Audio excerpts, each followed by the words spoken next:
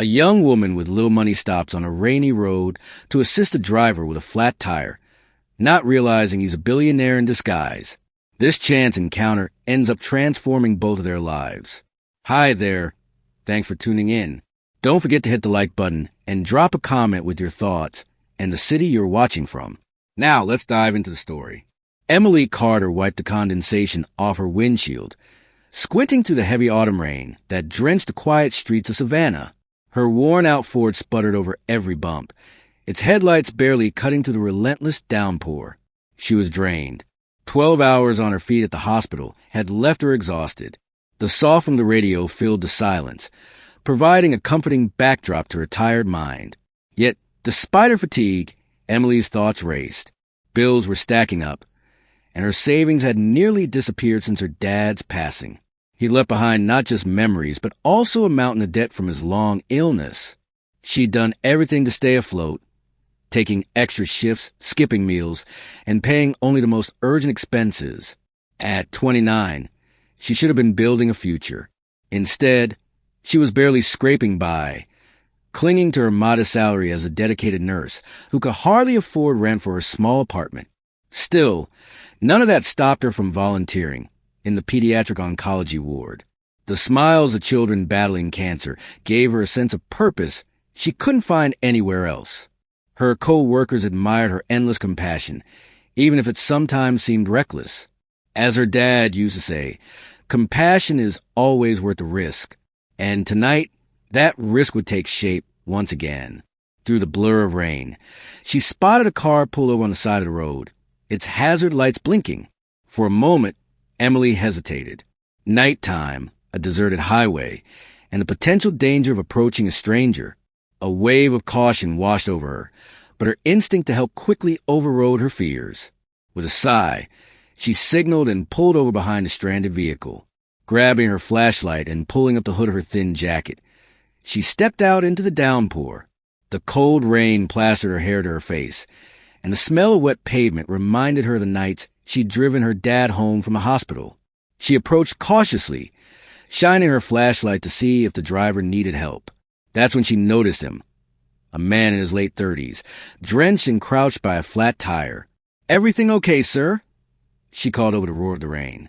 He stood up, tugging down the brim of his baseball cap, as if embarrassed to be caught struggling with the tire iron.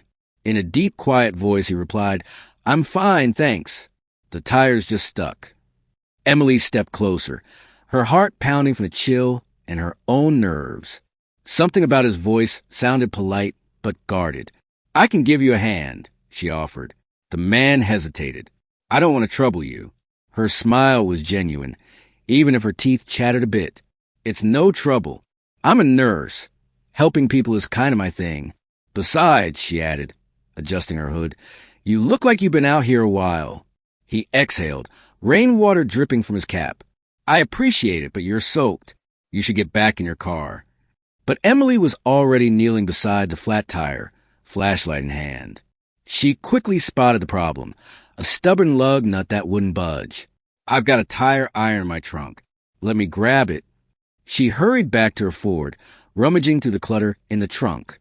Her car wasn't fancy, but at least she kept a decent set of tools. When she returned, the man watched her carefully. "I really can manage," he insisted, his tone softer now, tinged with gratitude. Ignoring his protest, Emily slipped off her uniform jacket and laid it on the ground to keep her scrubs clean. "This might be the only uniform I've got that's not at the laundry," she joked, her breath visible in the cold night air. A faint smile formed on the man's face, as if he wasn't used to showing amusement. Together, they quickly swapped the flat tire for the spare. Though her fingers trembled from the cold, Emily forced a cheerful tone. "All set, at least enough to get you somewhere warm." He cleared his throat, as if searching for words. "I can't thank you enough, miss." "Emily," she supplied, standing and pushing wet strands of hair from her face. He hesitated before extending a hand. "Michael," he said quietly. She shook his hand, noticing the calluses on his palm. The handshake was firm but reserved. There was something in his eyes, relief, gratitude, and maybe a hint of curiosity. She wondered if he, too, felt the oddness of this encounter. The hum of passing cars and the pounding rain created a cocoon around them, isolating their small act of kindness in an otherwise indifferent night. "Drive safe," Emily said, heading back to her car. "And if that spare gives you trouble, any garage in Savannah should be able to help." Michael's voice followed her as she opened her car door. "Thank you again. You saved me tonight." Emily just nodded, climbing inside and starting the engine. Her defroster struggled to clear the fogged-up windshield. Before pulling back onto the road, she glanced in her rearview mirror. Michael stood watching her taillights disappear into the storm, his figure lit by the flickering hazard lights. She couldn't read his expression, but she felt a pang of concern, silently hoping he'd be okay. As she drove away, the rain continued its relentless rhythm, and Emily couldn't shake the feeling that this encounter was more than just a roadside favor. Little did she know how deeply it would change both their lives. The next morning brought a hint of sunshine to Savannah, though puddles still dotted the streets. At the hospital, Emily hurried down a hallway, balancing a tray of medication cups and syringes. Her shift had started at dawn, and she was eager to check on the pediatric oncology ward, a place she considered her second home. Every young face there reminded her of how fragile life could be and why empathy was worth every sacrifice. Anna Bennett, a fellow nurse in her late 20s, approached with a light tap on Emily's shoulder. "Hey, you look exhausted," she said, her voice filled with concern. "Did you even sleep last night?" "Barely," Emily admitted, recalling the events on the road. She told Anna about helping a stranger with a flat tire in the pouring rain. "I still feel the chill in my bones," she added with a quick smile. Anna raised an eyebrow. "That's not safe, you know. Stopping at night in that weather for a complete stranger." Emily shrugged. "I had to. He was all alone. It didn't feel right to drive past without at least checking if he was okay." Before Anna could say more, a call over the intercom summoned Emily to the hospital director's office. Dr. Robert Harris, a tall man in his 50s with graying temples, greeted her with a thoughtful nod. "Emily, come in." "Shut the door, please." She did as asked, curiosity flickering in her eyes. He gestured for her to sit. "I'll be brief. We're facing some serious budget cuts, and the pediatric oncology program is at risk." He let the words sink in. "I know how much this ward means to you. It means a lot to me, too, but the numbers aren't adding up." Emily's chest tightened. "Budget cuts? But we just reorganized the ward last quarter."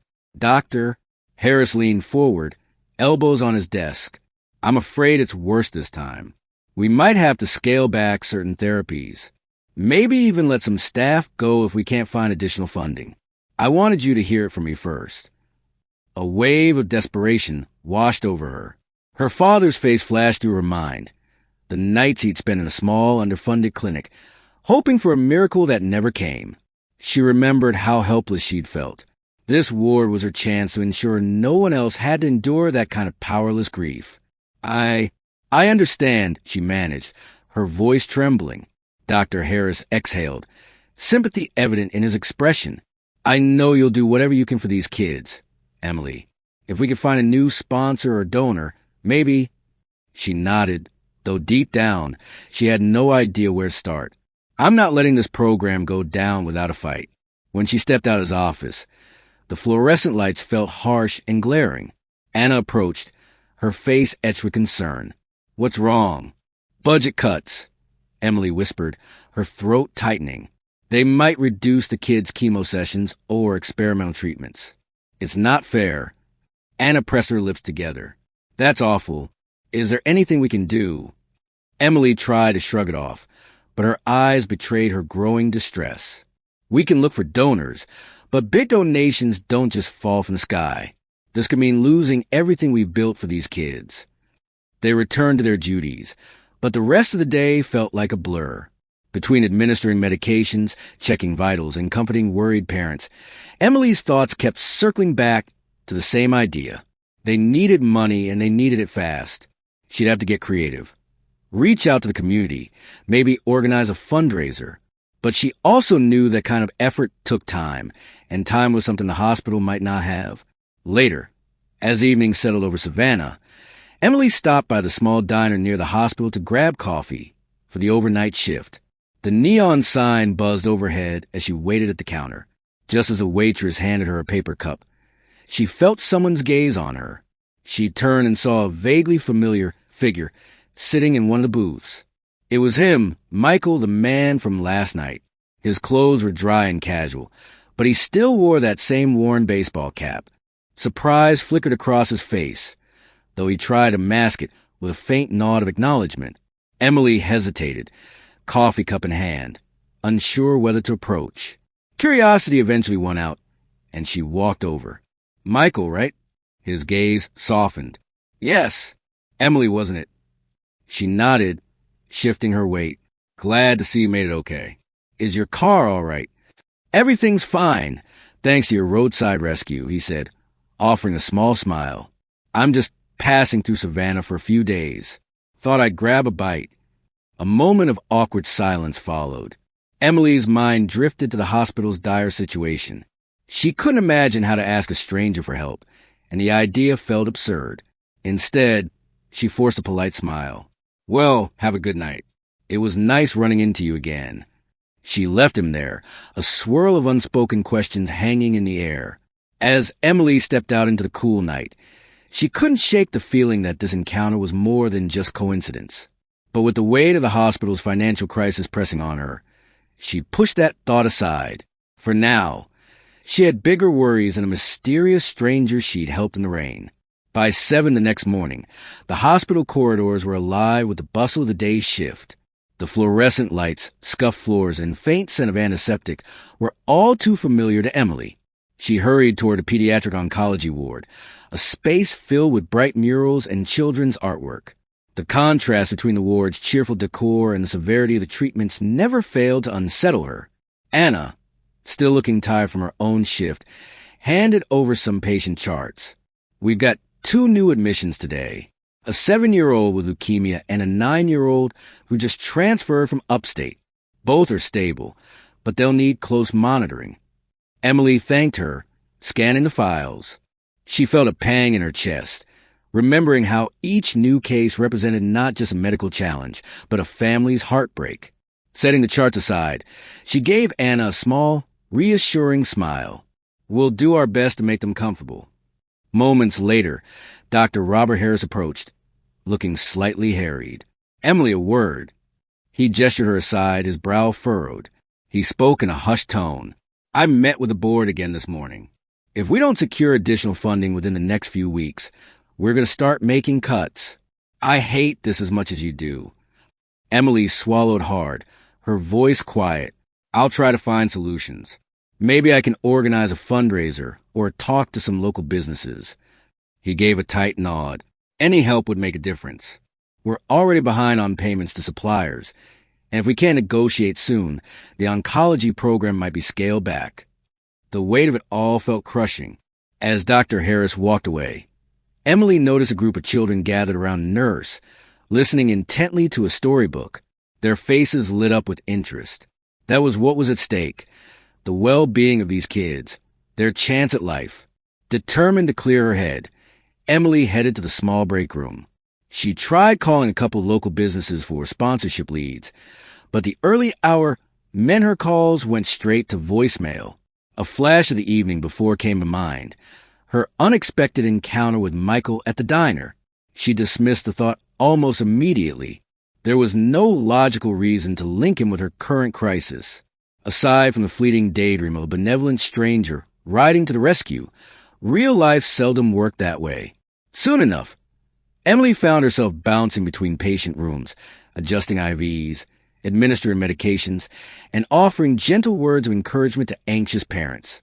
Around midday, she reached the room of a boy named Christopher, a 6-year-old with leukemia who was waiting for his next round of chemo. His mother sat by his bed, clutching his tiny hand. Seeing the worry in the woman's eyes, Emily knelt beside them, speaking softly. Hey, buddy, you doing okay? Christopher nodded bravely. My tummy hurts sometimes. His mother cleared her throat. Is there any way to get more advanced medication? We heard of a new trial drug, but it's not covered by insurance. Emily's stomach clenched. "We're trying our best to provide the latest treatments," she said gently. "Sometimes it's a matter of funding and approvals, but we're fighting for it. Fighting for it." The words rang hollow in her mind. She wanted to do more than offer small reassurances. After all, Christopher's life, and countless others, was on the line. That sense of urgency fueled her determination. She left the room and found Anna at the nurse's station. "I'm going to see if Dr. Harris is free to discuss a fundraiser plan," Emily said. "We can't just wait for a miracle." Anna's gaze flickered with concern. "You're taking on a lot. Are you sure you're up for it?" Emily forced a determined nod. "If we don't try, we fail by default." Before heading to Dr. Harris's office, she checked her phone. No new calls, no new messages. She sighed, feeling the tightness in her chest return. So many children needed help right now, and time was running out. Yet behind her worry, a spark of defiance glowed. She remembered how she'd fixed a flat tire in the pouring rain, without hesitation. Maybe that same resolve could guide her here. The day's responsibilities weighed heavily on her shoulders, but she refused to be crushed by them. Gripping her notes on potential fundraising ideas, Emily marched toward Dr. Harris's office. She didn't have all the answers, but if there was a chance to rally community support, she would take it. When she thought of Christopher's hopeful eyes and the smile he gave her despite everything, she knew giving up wasn't an option. They deserved her best effort, and she intended to give it. Late that afternoon, the sky had dimmed to a dull gray, and a light drizzle replaced the previous night's downpour. Emily left the hospital with a sense of urgency buzzing under her skin. Despite her exhaustion, she knew she couldn't let the evening go to waste. Maybe she could draft a sponsorship letter or ask around for local donors. Every minute felt crucial now. Outside the hospital's main entrance, she spotted a familiar figure beneath an umbrella. The elderly volunteer Dorothy Dottie Evans, who had been helping in the pediatric ward for years. Her silver curls framed her face, and she stood greeting passers-by with her usual warmth. Emily approached, offering a weary smile. "Heading home, Dottie?" The older woman shook her head. "I've still got some crochet blankets to deliver to the little ones. Their parents love them. Keeps the kids warm and gives them something handmade to hold on to. But I'll be leaving soon." A flicker of guilt crossed Emily's mind. She'd been so consumed by her own anxiety. She'd almost forgotten how many volunteers poured their hearts into the ward. "I've heard about your blankets. Thank you for that. The kids adore them." Dottie's eyes sparkled. "I only wish I could do more. I know about the financial trouble brewing. If there's any way I can help beyond crocheting, I'm willing." Touched, Emily gently placed a hand on Dottie's arm. "Thank you. I'm trying to rally support. Once I figure out a plan, I might ask for your help spreading the word." Dottie nodded. "You just let me know, dear. And remember, sometimes you have to look in unlikely places for a miracle." She gave Emily's hand a squeeze and headed inside, her umbrella bobbing with each step. Emily pondered those words as she walked toward her old Ford. Unlikely places for a miracle. As if conjured by that thought, her mind drifted to Michael once more. His quiet politeness, the way he seemed genuinely surprised by her kindness. She still wondered who he was. He'd mentioned passing through Savannah, but that was all. Yet a nagging curiosity about him lingered. "Focus, Em," she muttered under her breath, sliding into the driver's seat. The hospital's future wasn't going to be saved by daydreaming about a stranger. That night, she found herself hunched over her small kitchen table, scribbling notes on a legal pad. Ideas for fundraisers crowded the page. Community bake sale, silent auction, local business sponsorship, social media campaign. Each idea came with logistical hurdles, time, resources, connections she wasn't sure she had. A single tear dropped onto paper as she realized just how daunting it all felt. The shrill ring of her phone startled her. It was Anna. "Em, you need to turn on the TV right now." Her friend's voice was urgent, puzzled. Emily grabbed a remote and flipped through channels until she saw the local news. A short segment teased an upcoming story.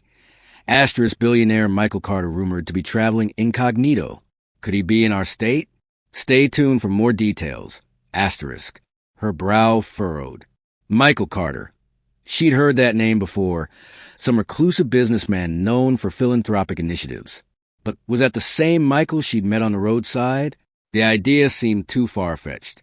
Shaking her head, she dismissed it. It was probably a coincidence. There had to be more than one Michael in the world. After all, when the segment aired, it showed an old interview clip of a well-dressed man with a practiced smile, far different from the scruffy, rain-soaked figure she'd encountered. Michael Carter, the reporter said, Asterisk inherited a significant fortune and built a reputation for surprising investments and secretive travels. Rumors suggest he's taken a break from the public eye. Asterisk. Emily turned off the TV, her heart pounding. Even if it was the same person, why would a billionaire pretend to be an ordinary guy with a flat tire on a random night? It didn't make sense. With a deep sigh, she returned to her fundraiser notes, forcing her mind to refocus on the real problem. Several hours later, her phone buzzed again, this time a text from Anna. Hospital meeting tomorrow at 9 a.m., something about a potential partnership. That flicker of hope spurred Emily to keep going. Maybe a local business was stepping in with a sponsorship. She felt a surge of possibility, a reminder that not all was lost. In a modest hotel across town, Michael Carter, indeed the same man from the news clip, scrolled through his phone, scanning local headlines. He paused when he saw coverage of hospital cutbacks in Savannah. Images of children huddled in pastel-colored wards brought him back to the memory of Emily offering her coat as she knelt to fix his tire. Her kindness had been remarkable. Part of him ached to help, but he knew revealing himself might shatter the fragile sincerity he was searching for.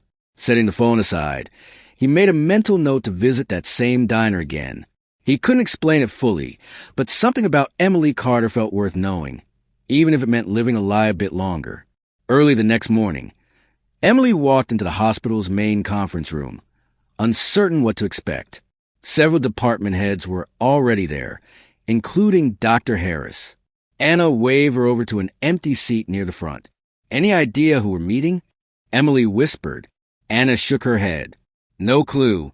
I just heard it might be someone interested in learning about our programs.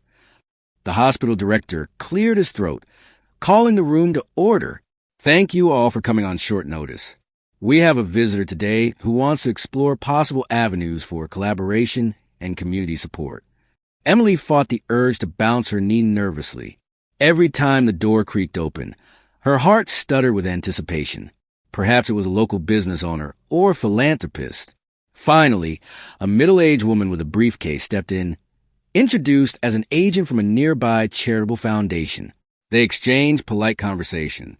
While her interest in the pediatric oncology ward seemed genuine, it quickly became evident that the foundation's budget was modest. By the time the meeting wrapped up, there was no concrete promise of large-scale help. Only the usual, asterisk, we'll see what we can do. Asterisk. As the group dispersed, Dr. Harris gave Emily an encouraging nod. Don't lose hope. Sometimes multiple small donations can add up. She wished she could share his optimism. The reality was that the hospital needed a big sponsor, someone capable of covering extensive treatment costs. She left the conference room, a swirl of relief and disappointment colliding in her chest. At least there was some interest, but it felt like a drop in the ocean. That afternoon, she took a brief break and made her way to the small diner near the hospital, the same place she'd run into Michael. The bell chimed overhead as she pushed open the door. Inside, the clatter of plates and muffled conversations created a cozy atmosphere.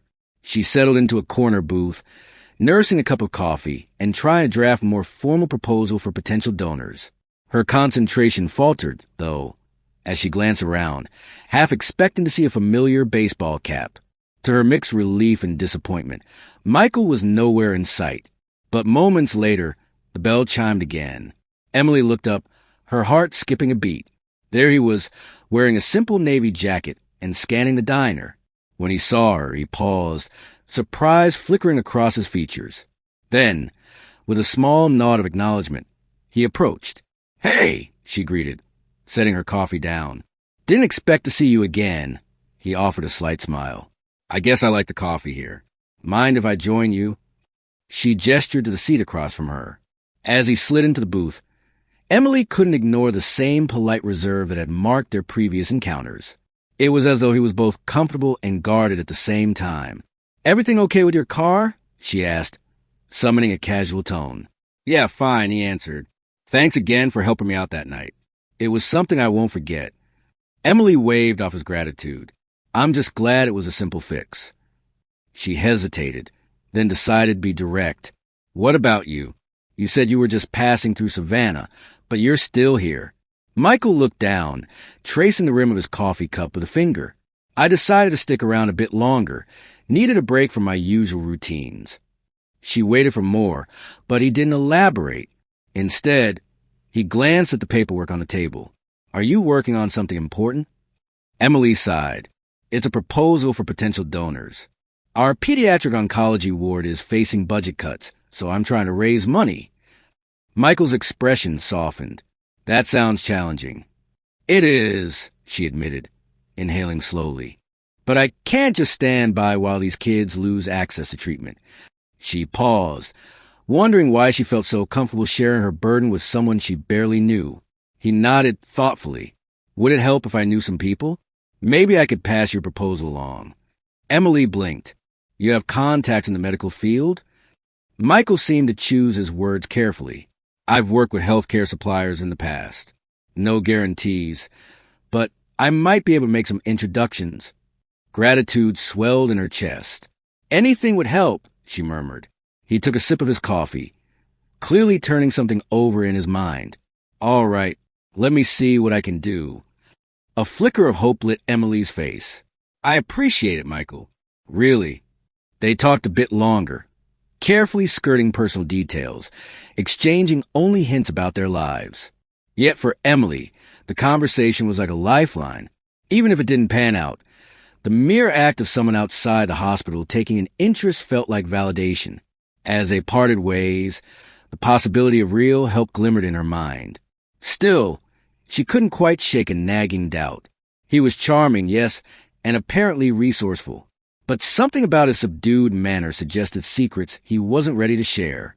She wondered if she was too desperate to question the sincerity of his offer. After all, any lead was better than none, and time was running out. Thus ended another day in the swirling uncertainty of a world where yes and no danced precariously close. Little did Emily know, she stood on the edge of a story that would test her convictions, challenge her heart, and forge an unbreakable bond with a man called Michael Carter. Emily stepped into the hospital's cramped volunteer office, where Dottie Evans sat at a small desk organizing craft supplies for pediatric ward. The older woman's silver hair glinted beneath the fluorescent lights, and her warm smile broadened when she spotted Emily hovering in the doorway. "Come on in, dear," Dottie beckoned, motioning to a second chair. "You look like you've got a million thoughts swirling around in that head of yours." Emily let out a weary chuckle. "That obvious?" Dottie studied her kindly. "I've seen that expression on the faces of many who shoulder the weight of other people's problems. You can talk to me." Pulling the chair closer, Emily lowered herself onto it. She explained the hospital's dire financial situation and potential loss of crucial oncology services. She confessed that she was scrambling for solutions, losing sleep over fundraisers, donation proposals, and all the while feeling powerless. Her voice wavered when she mentioned Christopher, the young boy she cared for who needed better treatment options. Dottie nodded patiently through every word. "I wish it weren't so," she said softly. "But sometimes saving a program takes more than just good intentions. It requires strategy, connections, and a bit of faith." Emily looked up. "Connections? That's where I'm lost. I don't know anyone with significant resources." The image of Michael flitted through her mind, but she pushed it aside. He was just a traveling salesman, unless he really did have some contacts, as he claimed. Dottie folded her hands. "Well, have you considered appealing directly to the public? A community drive, perhaps? Savannah has a generous spirit." "I have," Emily replied. "I've drawn up ideas like benefit dinners and silent auctions, but I'm not sure how to rally enough people quickly. Dr. Harris is supportive, but we're running out of time." The older woman leaned forward, her voice hushed. "People will follow a cause that's presented with heart. You have plenty of that, Emily. You just need to speak from it. Tell your personal story." how you lost your father, how you're committed to preventing others from facing the same hardship. Emily's eyes flickered. But that story is painful. All the more reason to share it. Pain can move hearts, Dottie said gently. And if you're looking for influential figures, sometimes they appear where you least expect. A memory of kneeling in the rain to fix Michael's tire flashed across Emily's mind. Did that chance encounter hold more significance than she realized? She toyed with the idea of telling Dottie about Michael's vague offer to help, but decided to stay silent for now. It felt too uncertain to be worth mentioning. With renewed conviction, Emily thanked Dottie and stood up. I'll do it. I'll find a way to tell my story, gather community, and maybe even catch the attention of bigger sponsors. Dottie reached out and squeezed Emily's hand. We're all behind you. Remember, sometimes it takes just one person to inspire many. Outside, the sky was bright, a welcome contrast to the previous days of rain. Emily headed to the pediatric ward, determined to finalize her next steps. Walking past rows of colored drawings taped to the walls, she felt a wellspring of resolve rise within her. She might not have wealth or powerful alliances yet, but she had compassion, and that had to count for something. Midway down the corridor, Anna intercepted her. There you are. Dr. Harris wants to see us about the fundraiser plans. They made their way to his office, where the hospital director sat behind a desk stacked with paperwork. He was on the phone, finishing a call. When he hung up, he gestured for them to sit. I've got a small piece of good news, he began, managing a tight smile. A local radio station has agreed to give us some airtime for free. They'll help promote any fundraising event we organize. Emily's posture relaxed with relief. That's fantastic. We were just discussing ways to reach more people. Anna chimed in. We could highlight stories of the children, maybe a short interview with Christopher's mom or another family who's benefited from the oncology ward. Personal stories could convince listeners to donate. Dr. Harris nodded. Precisely. If we present a compelling narrative, we might encourage local businesses to chip in, too. While they brainstormed, Emily felt a nudge of confidence. Dottie's counsel played through her mind. People respond to passion and honesty. Maybe everything was lining up in small, promising steps. Once the meeting concluded, Emily passed through the lobby, where cheerful volunteers directed visitors to various wards. Before heading home, she paused by a bulletin board displaying charity announcements. On a whim, she pinned a simple note. Astor's Hospital in urgent need of sponsors for pediatric oncology. Contact Nurse Emily Carter, asterisk. It was a start, a public declaration of the cause close to her heart. Outside, the crisp air carried the promise of new beginnings. Emily resolved that, by combining Dottie's guidance, the hospital's resources, and her own unwavering dedication, she'd muster the courage to push forward. She thought again of Michael, the stranger who seemed so oddly invested in her situation. Time would tell whether that was a stroke of fate or just another dead end. Morning light streamed through the thin curtains of Emily's apartment, illuminating the small living room, where boxes of donated items stood stacked by the wall. She had spent the previous evening sorting through clothes, toys, and books that local residents had given after hearing the hospital story on the radio. A faint ache in her shoulders reminded her how she'd hauled most of those boxes alone. A knock at the door startled her. She opened it to find Anna balancing 2 cups of coffee, a sympathetic grin on her face. Figured you could use a caffeine boost, she said, stepping inside. Emily took one of the cups eagerly. You're an angel. This is exactly what I need. Anna surveyed the makeshift donation center in the living room. You're really pushing yourself. Are you sure you can handle all this and still work your shifts? Emily shrugged. I have to try. Besides, I might have more help soon. The phone's been ringing with people offering random items for an auction we're planning. Nothing huge, but maybe it'll build momentum. They spent the next hour sifting through clothes in various sizes, deciding which pieces were worth putting into a charity sale. Halfway through, Emily's cell phone chimed. She glanced at the screen. It was Michael. Hi, she answered, standing up and motioning for Anna to keep sorting. Yes, I'm here. Actually, that's perfect timing. She listened intently, then nodded, Sure, I'll swing by the diner later. Thank you. When she hung up, Anna quirked an eyebrow. Was that who I think it was? Your mysterious roadside friend. Emily handed Anna a pair of children's boots to set aside. He said he might have leads on some local businesses. Could be useful for the big fundraiser. Uh-huh, Anna teased. You say useful, but I see that sparkle in your eyes. Ignoring the remark, Emily resumed folding clothes, though she couldn't deny a flicker of excitement. The truth was, part of her was intrigued by Michael, his politeness, his thoughtful manner, and how he seemed so attuned to her problems. Yet she also worried about relying on someone she barely knew. Overdependence was dangerous, especially in times like these. That afternoon, she drove to the diner, carefully navigating Savannah's busy streets. The radio station played a short segment announcing the hospital's ongoing need for donations, which bolstered her spirits.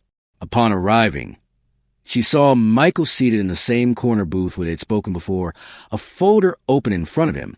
He greeted her with a tentative smile. I gathered some information, he said, tapping the folder. Names of small businesses and individuals who might be interested in contributing. They're not major corporations, but they could help. Emily slid into the booth, heart fluttering. Thank you. This is more than I expected. Michael handed her a page of handwritten notes. Most are folks I've done business with, or at least know through acquaintances. I'm not promising they'll all jump on board, but it's worth a try. She studied the list. A landscaping company, a real estate broker, a bakery chain, each with a contact name and number. This is great. I'll start making calls. Maybe they could donate items to our silent auction or sponsor a portion of the hospital's equipment. Michael nodded, clearly relieved she found the list helpful. How's everything else going with the fundraiser? Chaotic, Emily admitted with a small laugh. I'm juggling so many tasks, organizing, collecting donations, coordinating with the hospital. But I have to do it. A moment of companionable silence followed, both sipping their coffee. Eventually, Michael broke the stillness. You know, it takes courage to do what you're doing. I hope you're also taking time for yourself. Emily felt a twinge of vulnerability. Let's just say self-care isn't high on my priority list right now. The kids come first. He folded his hands, pondering her reply. Sometimes you have to look after yourself so you can be strong for others. Just keep that in mind. His concern touched her. She realized she knew almost nothing personal about him. Where he grew up, what his family was like, or even his true occupation. Before she could ask, however, Michael looked at his watch and stood. I've got to run, he murmured. Call me if any of these leads pan out, and let me know if you need anything else. She thanked him again, noticing a fleeting hesitance in his expression, as though he wanted to say more but couldn't. Then he turned and headed out the door. Back in her car, Emily placed a list of contacts on the passenger seat. A surge of resolve swelled within her. She was leaving her routine behind, no more quietly accepting the hospital's fate. She was actively shaping a new path, uncertain though it might be. She thought of Dottie's words about how sometimes help comes from unexpected places. Maybe trusting Michael was part of that unpredictable route. Gazing at the street before her, she started the engine, bracing herself for the next steps in this unfamiliar yet necessary journey. The old routine of clocking in, clocking out, and worrying silently was gone. In its place stood a daunting challenge, and somehow she found herself ready to face it. One call, one donor, one precious life at a time. Sunlight streamed into the modest auditorium of a local community center, where Emily had organized her first official fundraising event. A small-scale rummage sale featuring the donations she and Anna had gathered. Tables lined the room, pile high with clothes, books, and household goods. Hand-painted signs proclaimed, all proceeds go to the pediatric oncology ward. She arrived early to oversee final preparations. Despite the slight flutter in her stomach, she felt a rush of excitement.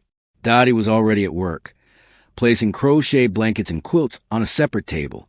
Anna rearranged the children's section, ensuring that toys and colorful storybooks were front and center. All right, team, Emily said, clapping her hands softly to gain everyone's attention. We open in 15 minutes. Let's do one last check. Volunteers hurried around, making sure price tags were visible and items were sorted neatly. A few local musicians had agreed to play gentle tunes in the background, hoping to keep visitors in a generous spirit. At the stroke of 10, the doors opened, and the first trickle of people entered. Emily greeted them with a warm smile, explaining how their purchases would directly support life-saving treatments. By midday, the room was bustling. Families browsed tables, seniors in a nearby church group examined handcrafted items, and kids ran around, chattering excitedly. The communal energy felt uplifting, exactly what Emily had hoped for. While helping an older couple select a set of decorative plates, Emily noticed Michael by the entrance, quietly observing the scene. He caught her glance and offered a brief nod. Once she finished with the couple, she joined him. "I'm surprised to see you here," she said, genuinely pleased. Michael gestured at the lively gathering. "I wanted to see how it was going. Looks like quite a turnout." Emily couldn't hide a small grin. "It's more than I expected. We've raised some money already, and the day's not over. It's a start." She hesitated, then added, "Thank you for the contacts you gave me." One of them, Miranda from the bakery, donated a bunch of pastries for today. They sold out almost immediately. He appeared gratified by the news. "I'm glad I could help in some way." A young mother approached, cradling a baby and asking for directions to the clothing racks. Emily excused herself to guide the woman, leaving Michael momentarily alone. He wandered among the tables, overhearing snippets of conversations about the hospital's plight and the urgent need to keep oncology treatments afloat. At one table, Dottie was enthusiastically telling a shopper that she'd volunteered at the hospital for over a decade. Michael lingered, listening quietly. "So many people have no idea what happens behind those hospital walls," Dottie said, folding a small blanket. "But once you see those little faces fighting for their lives, you realize how important every dollar can be." Michael cleared his throat softly, catching Dottie's attention. She recognized him from Emily's descriptions. "You must be the gentleman who's been giving Emily a hand," she said, smiling. "I've heard a bit about you. Pleased to finally meet you. Dorothy Evans, but everyone calls me Dottie." "Michael," he replied, offering a polite handshake. "I admire the work you do." "Well, she's the real hero here," Dottie beamed, glancing around the bustling hall. "Some people look at these events and see a drop in the bucket, but I see hope, and I'll take hope wherever I can get it." Michael nodded in agreement. "I'm beginning to understand that myself." They chatted a bit longer before Dottie excused herself to assist another customer. Left alone, Michael found his mind swirling with conflicting emotions: admiration for Emily's determination, concern over the hospital's financial crisis, and a growing urge to do something significant without revealing his identity. He'd intended this trip to Savannah as an escape from the insincerity of his billionaire life. Yet everything here felt far more real than anything he'd known in recent years. The day wore on, and the rummage sale continued to attract people. Anna and Emily tallied up receipts at a small table in the corner, occasionally glancing at each other in disbelief as the total crept upward. "We might have enough to upgrade a piece of equipment," Anna whispered, elation tinging her voice. Emily placed a hand over her mouth, stifling an emotional gasp. "This is only the first fundraiser," she said softly, but her eyes shone with grateful tears. "Maybe we really can do it." A few yards away, Michael pretended to browse a stack of used books, watching Emily's reaction. A quiet satisfaction spread through him, as though he were witnessing the realization of something profoundly meaningful. When the event finally wrapped up, volunteers began to pack unsold items into boxes for future sales. Emily's cheeks were flushed, her hair slightly disheveled, but her smile radiated triumph. As she passed Michael on her way to store some leftover clothes, he gently touched her elbow. "Congratulations," he said. "You pulled this off beautifully." She set the box down, a tired but genuine grin lighting her face. "Thank you for being here and for helping. It means more than you know." They stood for a moment, silent amidst the bustling cleanup. Though the day's success felt like a small step, it was also a doorway into a new world, one of possibilities and connections she was only beginning to discover. And with Michael's quiet presence at her side, that world seemed a little less daunting and a great deal more hopeful. 2 days after the rummage sale, Emily found herself parked outside a nondescript office building on the outskirts of Savannah. According to Michael's list, a real estate broker named Ruth Hernandez worked here and had expressed interest in sponsoring part of the hospital's fundraiser. Emily fiddled with a stack of informational pamphlets in the passenger seat, steeling herself for another pitch.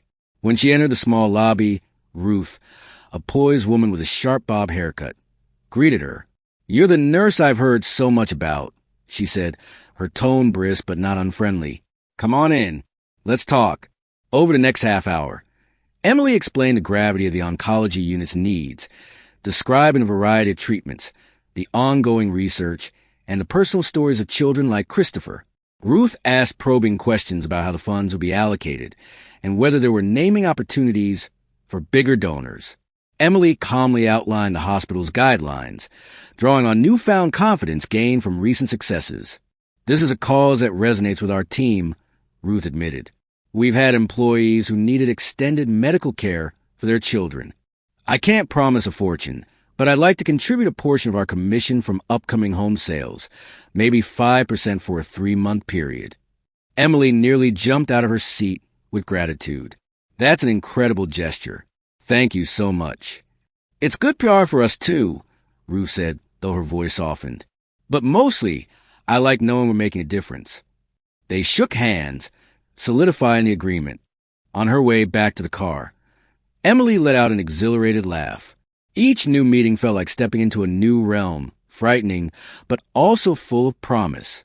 That afternoon, she returned to the hospital to update Dr. Harris. When he heard about the broker's commitment, his eyes flickered with cautious optimism. "Every bit helps. Keep us posted." Emily then headed to her usual post in the pediatric ward, checking in on Christopher and the other young patients. She noticed that the mood there felt lighter than before. Families exchanged hopeful glances, and some even asked about the events the hospital was planning. The swirl of positive energy gave Emily an extra boost. Later, while printing out more pamphlets at the admin desk, she caught sight of Anna rummaging through a file cabinet. "Hey, guess what?" Emily said, brandishing the newly signed agreement with Ruth's logo. "Real estate sponsorship, 5% from each home sale for the next 3 months. Anna clapped her hand to her mouth. "You're kidding. That's wonderful." She set down the file she was holding and embraced Emily. "I'm proud of you." Though the praise warmed her, Emily also recognized how foreign this felt. Stepping beyond her comfort zone of patient care into the territory of negotiations, marketing, and public relations. She was no longer just a nurse. She was becoming an advocate, a fundraiser, someone forced to navigate unfamiliar landscapes. And while it was daunting, she was adapting, spurred by her devotion to the children and by allies like Dottie, Anna, and unexpectedly Michael.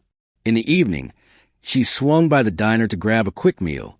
Once again, she spotted Michael in his usual booth, reading a newspaper. Her heart fluttered with a mixture of relief and anticipation. She approached, greeting him with a genuine smile. "Mind if I sit?" He gestured to the opposite seat. "Of course. How'd your day go?" She regaled him with the story of her meeting with Ruth, her voice lilting with excitement. "I never imagined myself talking in business terms, but I just kept thinking about how many kids' lives this money could impact." Michael's eyes lit up with encouragement. "Sounds like you're finding your stride." He paused, as though weighing his next words. "Has the hospital seen any improvement yet?" She exhaled softly. "We still have a long way to go, but there's momentum. Dr. Harris is cautiously hopeful. Some of my coworkers are pitching in with side events, too." After a moment's silence, Michael leaned forward. "If you ever need a venue for something bigger, like a gala dinner, let me know. I might be able to coordinate with a property owner I know." Emily studied him, curiosity brimming. "I'd appreciate that, but you must really have good contacts in multiple fields." He gave a noncommittal shrug. "I've traveled a lot, met various people." Then, changing the subject, he asked, "So, how are you holding up personally?" Surprised by the question, Emily hesitated. "I'm exhausted, honestly, but I can't slow down now. If this all fails, I don't think I can forgive myself." Michael's gaze softened. "It won't fail. Not while you're leading the charge. Their eyes locked for a moment. A quiet intimacy forming in the noise of the diner. In that fleeting space, Emily felt simultaneously seen and exposed. She realized that Michael's words, calm and measured, always seemed to encourage her at just the right time. She finished her coffee and stood to leave. Thanks for listening and for always offering help. It means a lot. He smiled, though it didn't reach his eyes entirely. Anytime. As Emily left, she couldn't shake the sense that Michael carried his own burdens, ones she barely glimpsed but sensed were significant. Adapting to her new role was difficult. But maybe Michael, too, was navigating an unfamiliar path. And in that shared uncertainty, they found beginnings of an unspoken understanding. 2 weeks later, a small group of new allies gathered in the hospital's conference room. At the table sat Dr. Harris, Anna, Dottie, Miranda, the bakery owner, and a newly introduced face, Samuel Porter, a local music teacher who had volunteered to coordinate a charity concert. Across from them, Emily shuffled a stack of papers detailing each upcoming fundraiser, the rummage sales, a citywide bake-off, the real estate brokers' commissions, and now an open-air concert. "Thank you all for coming," she began, her voice laced with gratitude. "I know everyone is busy, but you're here because you believe in saving this program as much as I do." Miranda offered a tray of pastries she brought. "Consider a sugar bribe to keep us all in a good mood," she joked, passing them around. Laughter circulated, dissolving the tension that often haunted these gatherings. Samuel, a tall, soft-spoken man, opened his planner. "I've got a band, a youth choir, and a couple local soloists willing to perform for free. We can host a concert in the city park if we get a permit. All proceeds from ticket sales go directly to the hospital." Dr. Harris's eyes lit up. "That's outstanding. We'll handle the medical side of things. Maybe set up an information booth about our pediatric oncology services." Dottie piped up, "I can organize a volunteer team for ushering and refreshments." Emily felt a surge of relief. They were coming together like a small battalion, each offering a unique skill. She delegated tasks, meticulously noting deadlines in her planner. For a moment, the overwhelming anxiety lifted, replaced by a sense of shared purpose. After the meeting adjourned, Emily walked Miranda to the hospital entrance. "Thank you for everything. Those pastries are a hit, and your donation of baked goods for the next sale will help draw bigger crowds." Miranda laughed, adjusting her coat. "Hey, I'm just doing my part. If we can get folks to open their wallets while satisfying their sweet tooth, I'm all in." Once Miranda departed, Emily noticed Michael waiting in the lobby, chatting briefly with a nurse. He greeted her with a smile. "I'm not interrupting, am I?" She shook her head, gesturing to the now empty conference room. "We just wrapped up. Are you here about the possible venue for a gala? Because I've been thinking about that too." Michael tilted his head. "Actually, yes. I spoke with a colleague who manages an event space. He's amenable to waiving some fees if we can guarantee a good turnout." Emily let out a small, delighted gasp. "That's fantastic news. Thank you." They found themselves alone in the corridor. Michael walked alongside her as she moved toward the pediatric ward, the rhythmic squeak of her sneakers filling the space. She sensed a subtle shift in his mood. There was a hesitancy in his eyes, as though he wanted to confide but held back. "You're really diving into this," he remarked quietly. "I have to. The kids depend on us." She stole a quick look at him, then ventured, "You know, I've never seen you with family or heard you mention any. Do you have anyone close by?" Michael paused, weighing his words. "My parents are gone. I have some extended family, but we're not exactly close." He forced a gentle smile. "I guess you could say I've been a lone wolf for a while." The admission caught her off guard. He rarely shared personal details, so she didn't press further. Instead, she nodded in understanding. "I'm sorry. I know what it's like to lose family. My father was everything to me." Their steps slowed as they approached the colorful double doors of the pediatric ward. Inside, children laughed and played, some wearing hospital gowns, others sitting in wheelchairs. The bright murals on the walls couldn't entirely disguise the gravity of their conditions, but they offer a hopeful, vibrant backdrop. Michael's gaze drifted over the scene. Hard to imagine what they're going through, but their resilience is remarkable. Emily nodded. That's why I fight so hard. They deserve a chance, like any other kid. For a moment, neither of them spoke.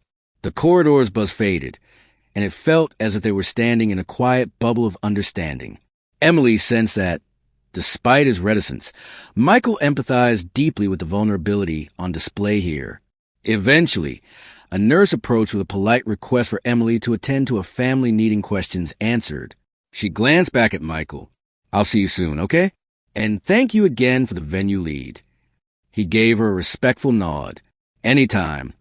As he walked away, Emily realized they shared more than just an interest in the hospital's welfare. They shared a commitment to compassion, fueled by their own losses. In a way, their empathy bridged the gap between her life as a struggling nurse and whatever hidden world Michael was part of. Returning to her duties, Emily reflected on the coalition of allies forming around her. It wasn't just about money anymore. It was about a community of people driven by kindness. And while each day brought new challenges, the sense of unity provided a buoyancy that made the weight of responsibility feel lighter.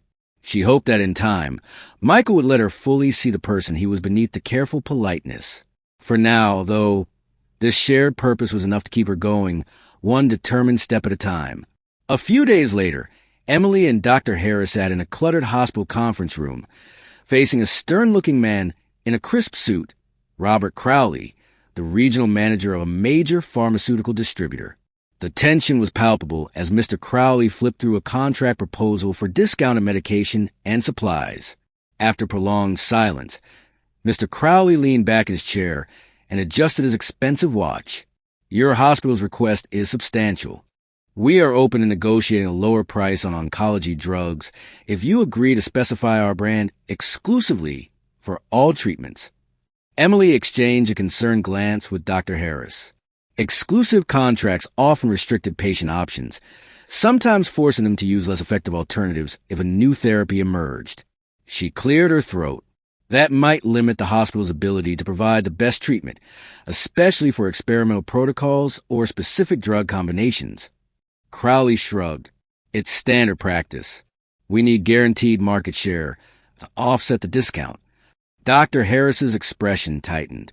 We're exploring multiple partnerships, but patient well-being remains our top priority.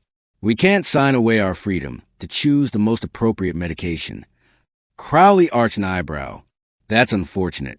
If you turn this down, you lose access to a significant discount. Without it, I doubt your program will remain financially viable. Emily's pulse quickened. She hated ultimatums like this, thinly veiled threats that exploited the hospital's desperation. Still, she held firm. We appreciate the offer, but we won't compromise the children's care. Our goal isn't just to survive. It's to ensure patients receive the best. A tense pause followed. At length, Crowley gave a dismissive snort. Very well. I'll let my superiors know you've declined. Good luck funding this ward otherwise.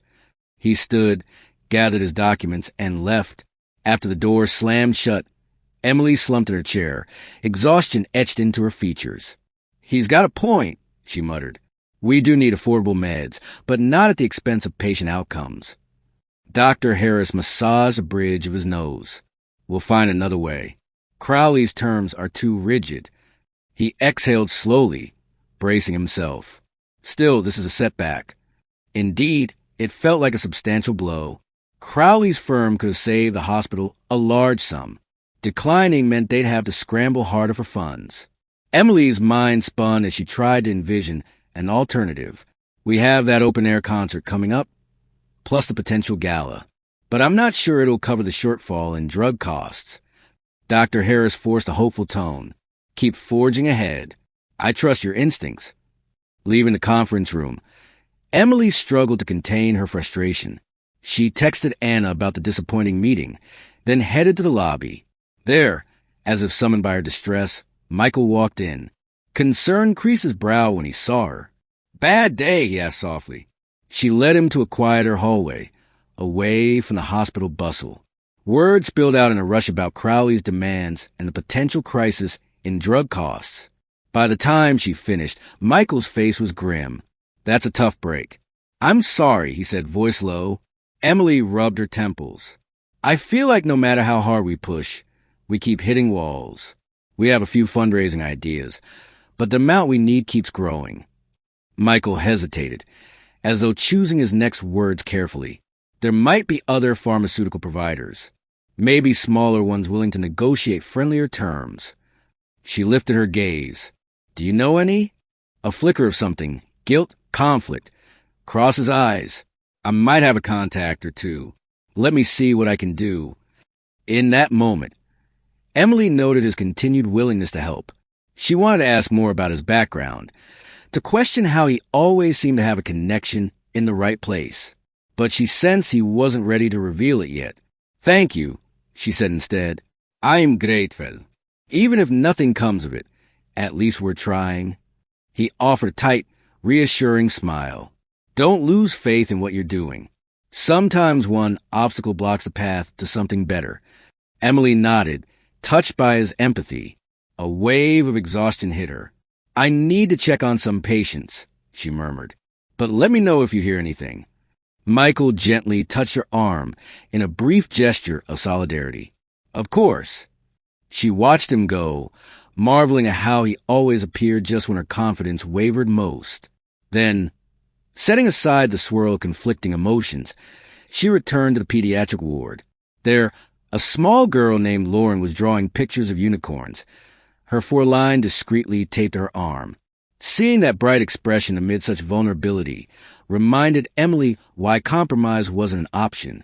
She needed to ensure these children had the very best chance at recovery. That night, the tension of the day lingered in her thoughts like a storm cloud. Crowley's rejection was a harsh reminder that she was still at the mercy of larger forces: money, influence, corporate agendas. But as she looked over the schedule of upcoming events and sponsor meetings, she felt a stubborn resolve ignite within her. She refused to let the ward slip away. Not after everything they'd accomplished. Emily could sense that the journey ahead would only get more demanding. Even so, she pressed on, buoyed by the knowledge that she wasn't alone. Dottie, Anna, Miranda, the new allies, and perhaps most unexpectedly, Michael, stood beside her, ready for the fight. And fight they would. The next week arrived cloaked in humid summer heat, and Emily Carter could feel the weight of her responsibilities in every drop of perspiration. She stood behind a small folding table on the sidewalk in downtown Savannah, handing out flyers for the upcoming open-air charity concert. Cars rumbled past on the street, and pedestrians scurried in and out of shops.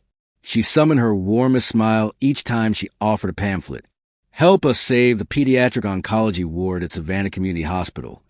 Beside her, Anna tapped a clipboard. "We've got 3 more volunteers scheduled for this afternoon, but the real question is, will we sell enough tickets?" Emily's mouth twisted in a worried grin. "We have to. This concert, along with the gala, is our best chance to keep the ward afloat after losing that pharmaceutical deal." The memory of Robert Crowley's ultimatum still stung. Declining his exclusive contract had been the right choice morally, but it left him scrambling for funds. A few hours later, Emily returned to the hospital, her arms aching from carrying a box of leftover flyers. Dottie Evans greeted her at the volunteer desk, wearing her usual bright smile. "I set up a bulletin board by the main entrance," Dottie said. "People can see photos of the children and learn how the event proceeds will help pay for treatments." Emily's eyes misted. "Thank you, Dottie. You're a godsend." Then she recalled another task. "I need to check on Christopher. It's his chemo day." She found Christopher's room lively with soft music, courtesy of Samuel Porter, the music teacher who'd volunteered to play uplifting tunes. Christopher's mother perched anxiously at the bedside, but her son was surprisingly calm. Emily approached, greeting them both gently. "How are you holding up, buddy?" Christopher, small and pale but bright-eyed, raised a thumb. "Better now. Mr. Porter showed me how to tap my fingers like a piano." Samuel beamed. "He's a natural, has a good sense of rhythm." Emily listened for a moment, letting the notes chase away her lingering worries. These mini distractions were crucial for the young patients facing grueling treatments. After the music session, she checked Christopher's vitals and assured his mother the oncology team was monitoring him closely. As she left, She overheard Christopher telling Samuel, "I'm going to play at your concert when I'm better." The statement clutched at her heart, a testament to the hope they all clung to. Outside in the hallway, her phone buzzed. She stepped aside to answer. "Hello." Michael's familiar voice came through, subdued yet reassuring. "Hey, I got a few potential leads on alternative suppliers for the hospital's medications. Smaller companies, but more flexible. I emailed you some info." Her spirits lifted. "Thank you. That's exactly what we need." She paused, uncertain whether to say more. Over the past weeks, Michael had proven invaluable, calling in favors and sending Emily tips that opened unexpected doors. He cleared his throat. "Any word on that big event space at the gala?" "I'm meeting with the owner tomorrow," she said. "You sure your contact is okay waiving part of rental fee?" Michael's hesitation was brief. "He's an old friend. Trust me, it'll be fine. Let me know how it goes."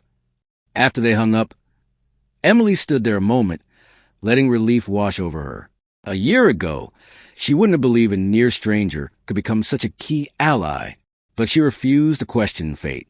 She had children depending on these connections. Resuming her rounds, she mulled over everything that still needed doing. Securing permits for the concert, organizing raffle prizes, arranging the gala's catering. Each task felt like a small test of her resolve. That evening, she and Anna convened at Emily's apartment to sort through additional raffle donations. Stuffed animals, a basket of homemade soaps, even a few restaurant gift certificates. "These are great for smaller prizes, but we need something bigger for the grand prize," Anna noted, sipping the iced tea Emily had poured. Emily nodded thoughtfully. "I've tried calling around for bigger items, like a weekend getaway or something. No luck so far." Anna grinned conspiratorially. "What if we asked Michael to sponsor something?" Emily paused, a hint of confusion crossing her face. "Sponsor? He's not exactly," she trailed off, unsure how to describe him. "He wasn't just a friend, nor exactly a business associate. He's helped a lot already." "True," Anna agreed. "Just a thought." They fell into a comfortable silence as they organized the items. Emily caught herself glancing at her phone, wondering if Michael might text again. She'd come to rely on his suggestions, yet the more she learned, the more she sensed an untold story behind his kindness. Half an hour later, they finished labeling the raffle prizes. Anna headed home, leaving Emily alone with her thoughts. She climbed into bed, exhaustion tugging at her eyelids, but sleep proved elusive.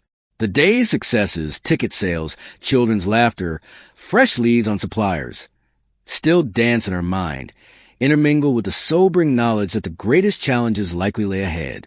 Eventually, she drifted off, comforted by the notion that each small victory was part of a larger test, one that demanded ingenuity, empathy, and unshakable commitment.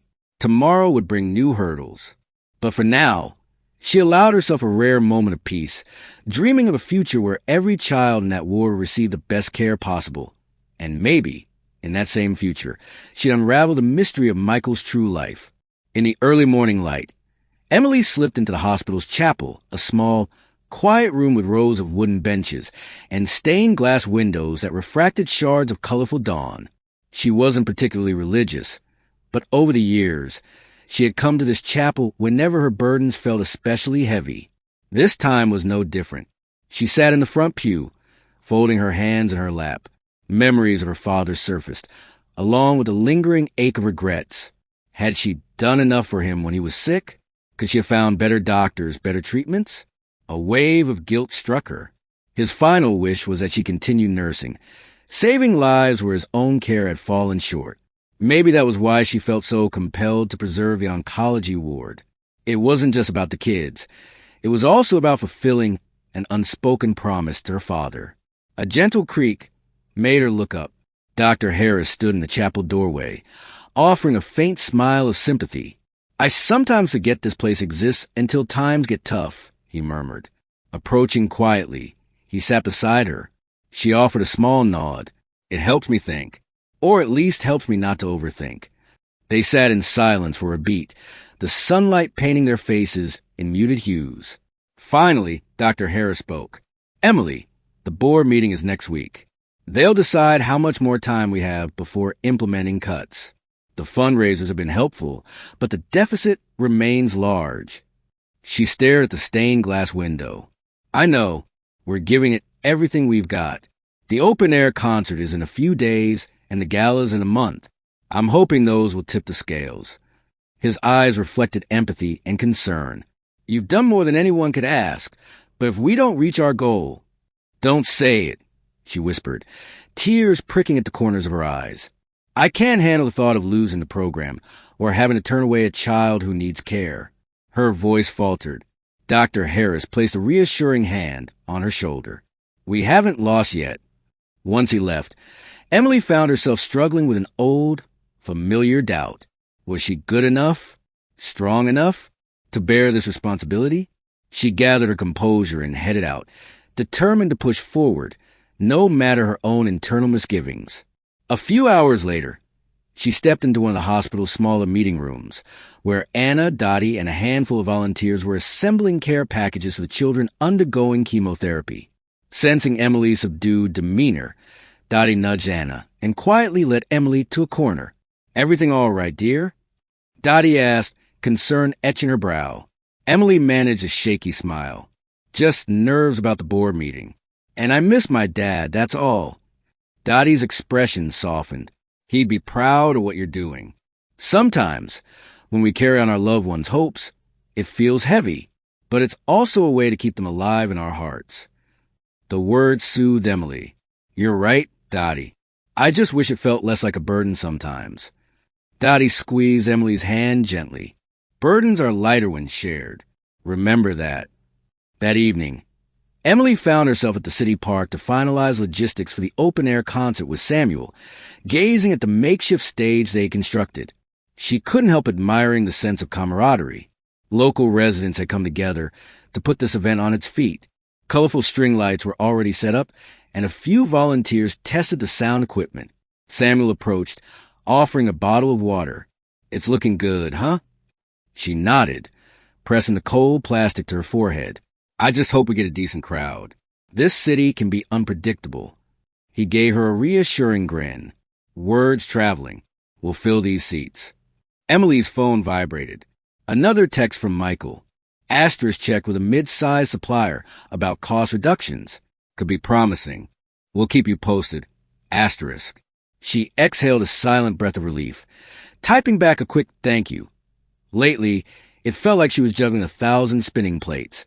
The ward's finances, event planning, nurturing the children's spirits, and her own escalating feelings of responsibility, fear, and even curiosity about Michael.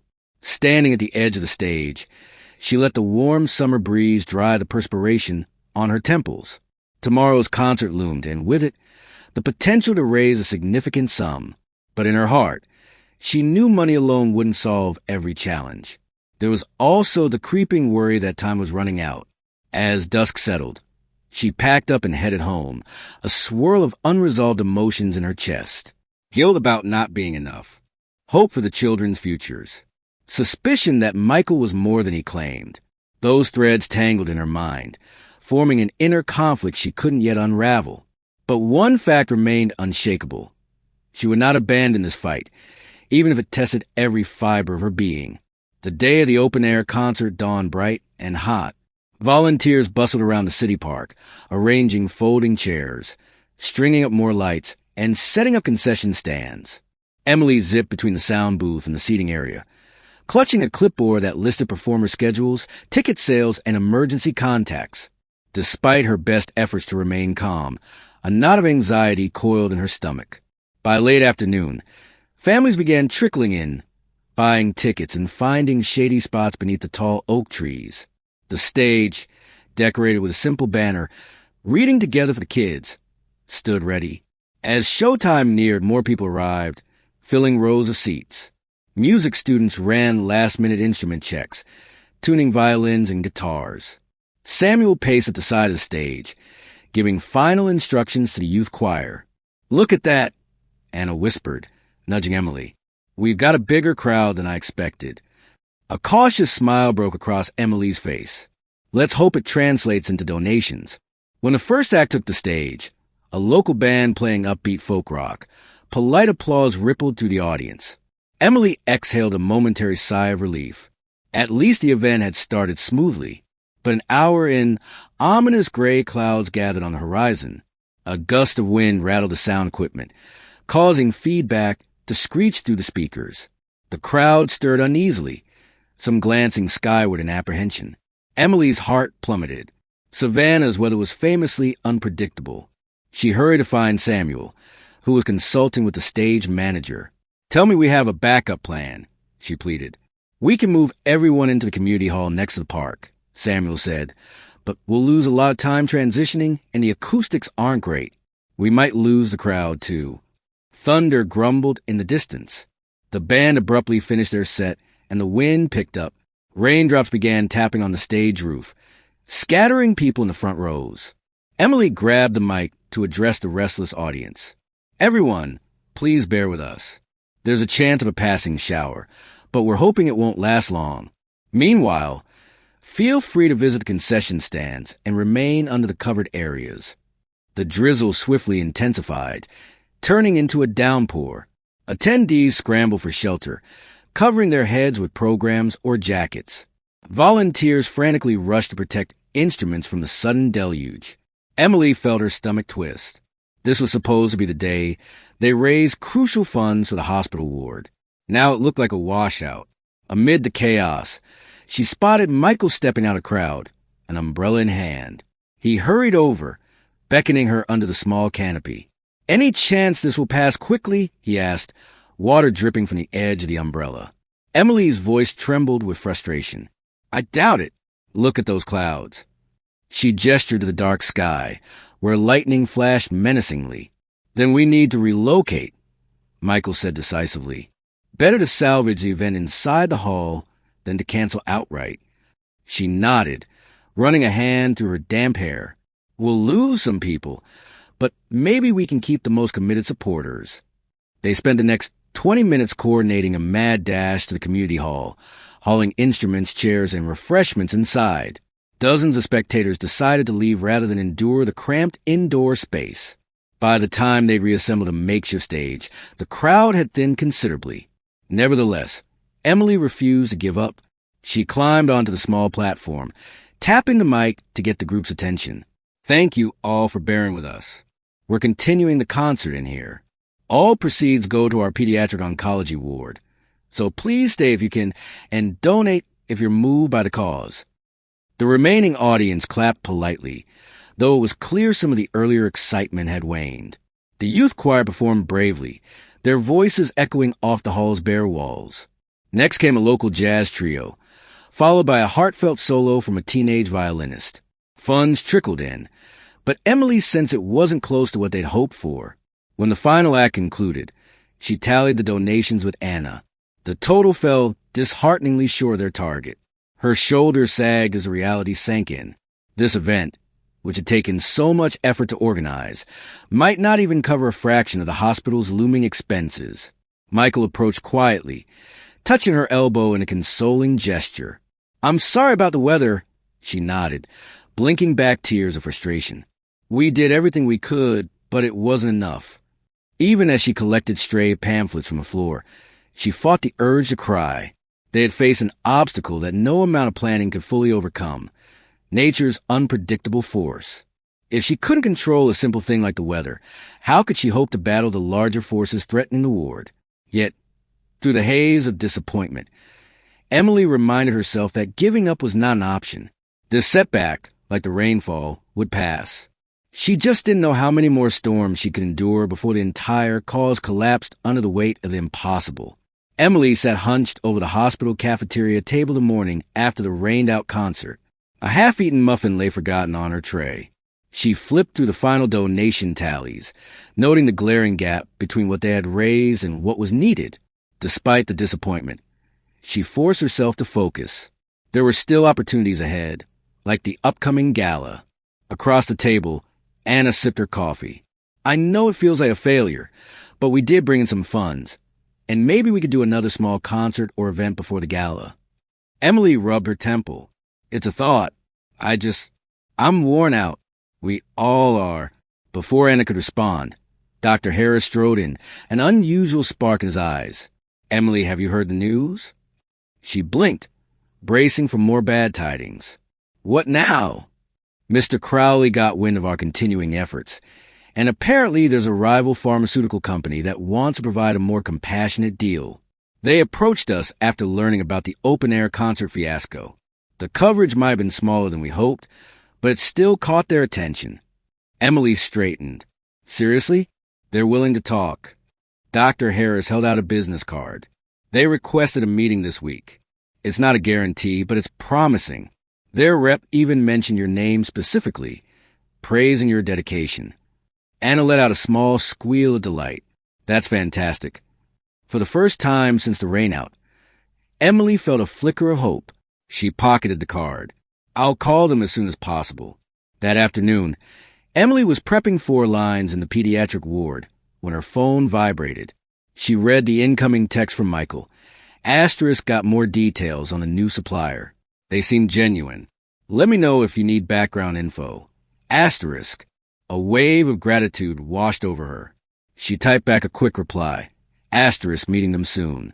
"Thank you for everything." Asterisk. She turned her attention back to the children, her spirits buoyed. Maybe the rain-soaked concert had served a greater purpose, bringing them to the attention of a more ethical partner. The thought carried her through the rest of the day.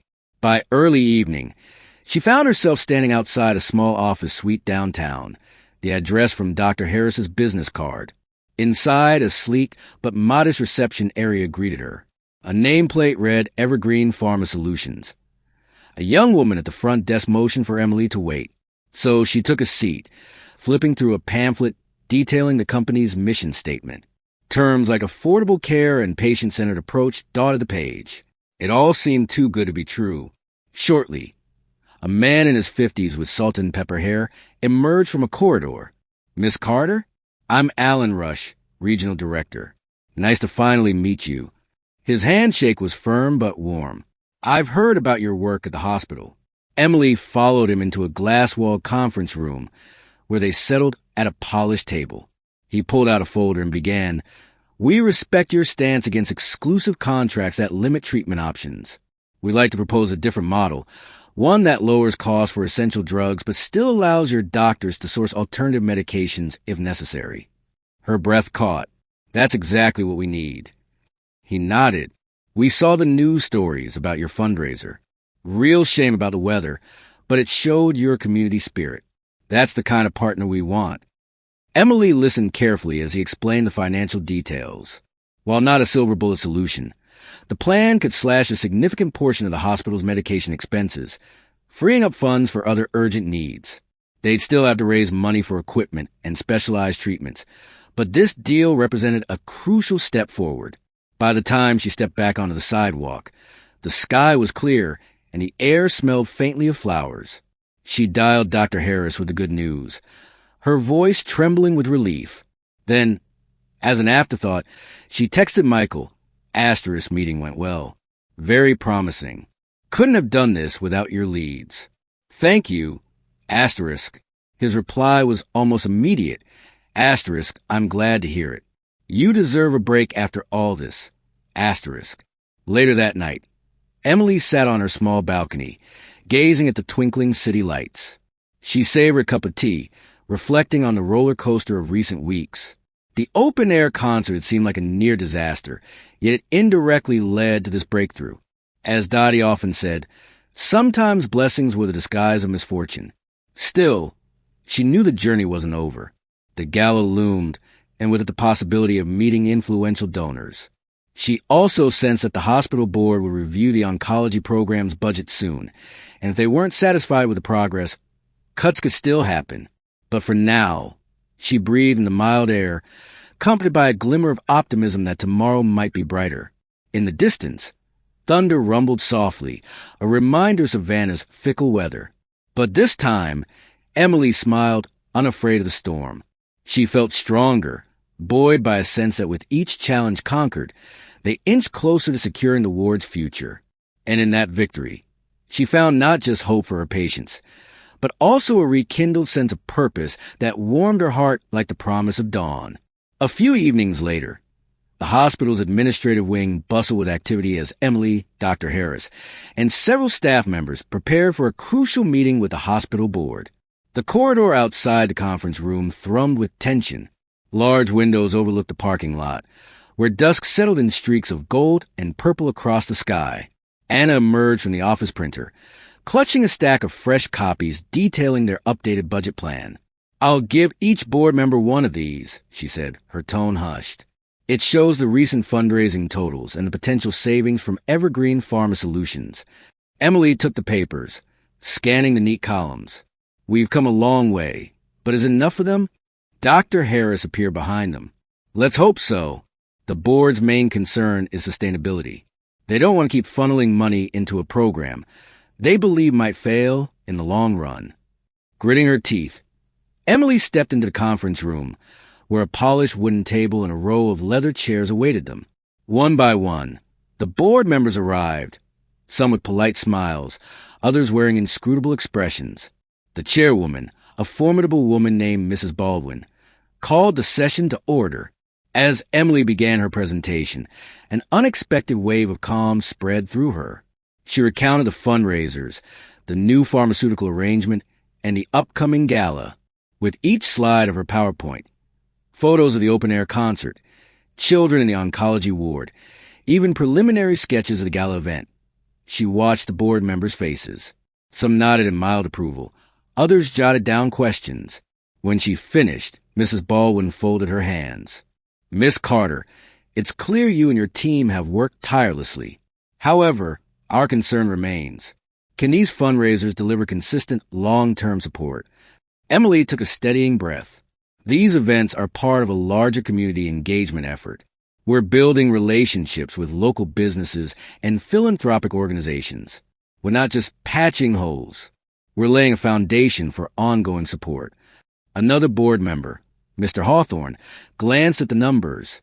"Evergreen's discount is helpful, but what if they decide to withdraw the offer later?" Dr. Harris interjected. "The contract includes a multi-year rate lock. Even if they adjust prices later, we'll still be free to seek other suppliers." Mrs. Baldwin exchanged a look with the other board members. "We need some time to discuss this." "Thank you, Miss Carter and Dr. Harris." Emily's pulse hammered as they stepped out of the room. Now came the waiting game. Anna murmured encouragement while Dr. Harris offered a tight smile. They had done their best. The rest was out of their hands for the moment. Outside in the hallway, Emily checked her phone. A text from Michael, *, board meeting tonight. "Good luck. I'm rooting for you, *. She typed a quick reply. *, thanks. We just finished presenting. Fingers crossed. *. Setting the phone aside, she tried to quell the butterflies in her stomach. Later that evening, Mrs. Baldwin called them back into the conference room. The mood was quiet as each board member took their seat. Mrs. Baldwin spoke first. "We've reviewed your proposal. While we remain cautious, we see promise in your initiatives. Thus, we are willing to grant the pediatric oncology ward a provisional extension. You'll have additional time to prove the program's viability, especially with the gala event on the horizon." Emily sagged with relief, tears threatening to well in her eyes. Dr. Harris squeezed her hand discreetly under the table. "Thank you, Mrs. Baldwin. We won't let you down." After the meeting adjourned, Anna practically danced with joy in the corridor. "We did it. We have breathing room." Emily managed to laugh, though exhaustion weighed on her. "Yes, but now the pressure is really on to make the gala a success." They headed outside, the warm night air hitting them like a gentle embrace. Dr. Harris parted ways, promising to see them in the morning. Anna offered to drive Emily home, but she declined, preferring to decompress alone. As she crossed the parking lot, her phone buzzed again. Michael's voice came through when she answered. "So, how did it go?" "A provisional extension," she replied, her smile audible. "They're giving us more time." "That's amazing," he said softly. "You deserve it." She leaned against her car, gazing up at the starry sky. "I'm just relieved. But we still need a game changer at the gala. A big donation or two would really seal the deal." Michael was quiet for a beat. I'll see if I can help. Maybe I know someone who could make a significant contribution.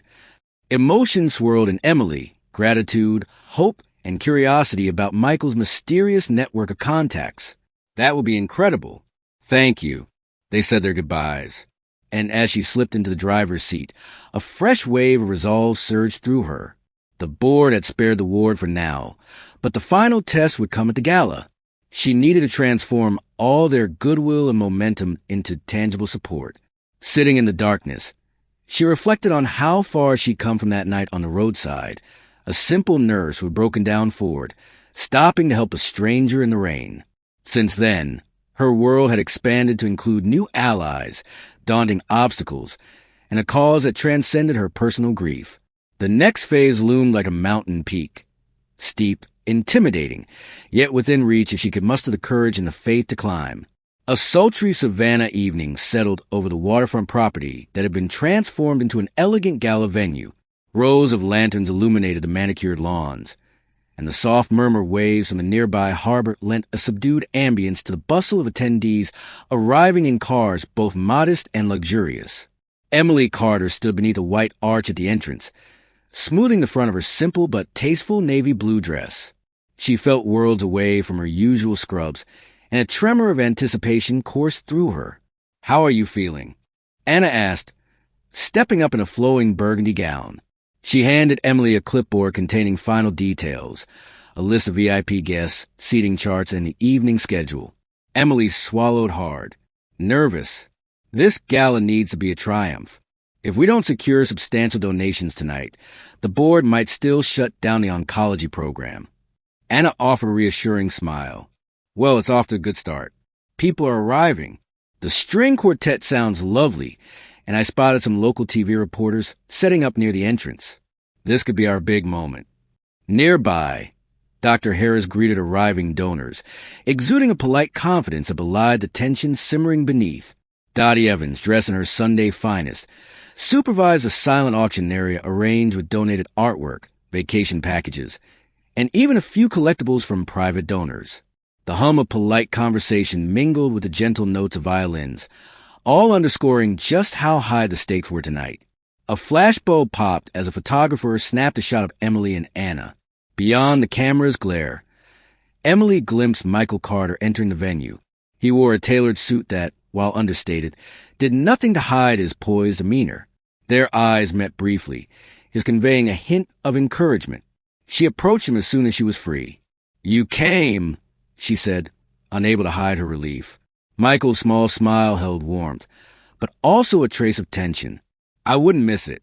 Remember, I promised to see if I could bring someone who might help. He's here, an investor I've known for years. Name's Marcus Browning." Emily's heart leapt. "Investor? Is he philanthropic?" Michael nodded. "He has a history of funding medical research. Let's just say, if he likes what he sees tonight, he could be a major contributor." She exhaled in a rush. "Thank you, Michael. I don't know how we'd have pulled all of this off without your connections." He gave a dismissive shrug, but genuine pride flickered in his eyes. "You did the heavy lifting. I just opened a few doors." They moved together through clusters of guests, ensuring everyone felt welcomed. Each handshake and introduction was laced with quiet pleas for support. Emily fought back waves of anxiety, recalling the board's warning, "Impress us or the program folds." Shortly, Marcus Browning himself approached, a tall, broad-shouldered man with salt and pepper hair. Michael made the introductions, and Emily launched into the story of Savannah Community Hospital's pediatric oncology ward. The children's courage, the staff's devotion, and the precarious financial position that threatened to unravel it all. Browning listened with polite attentiveness, his expression guarded. "Commendable cause," he said when she finished.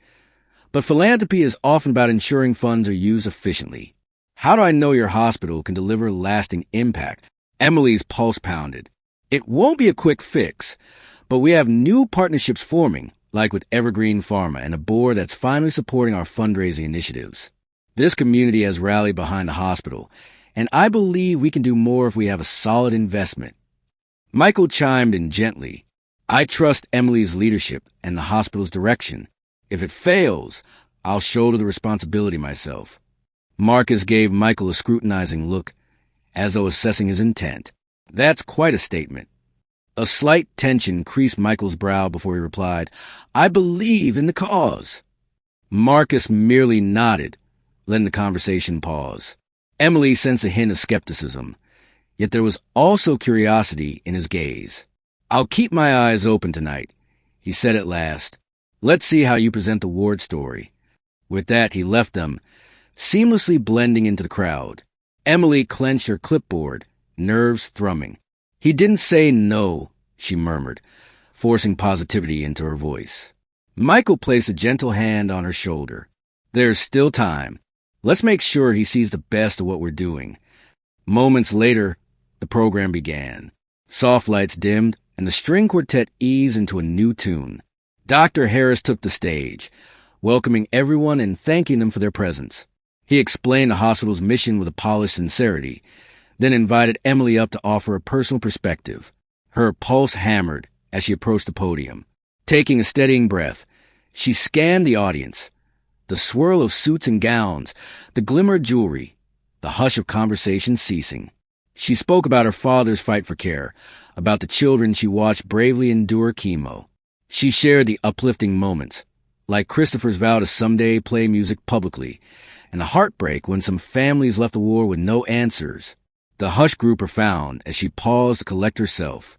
This cause isn't just numbers on a spreadsheet, she concluded, her voice quavering with passion.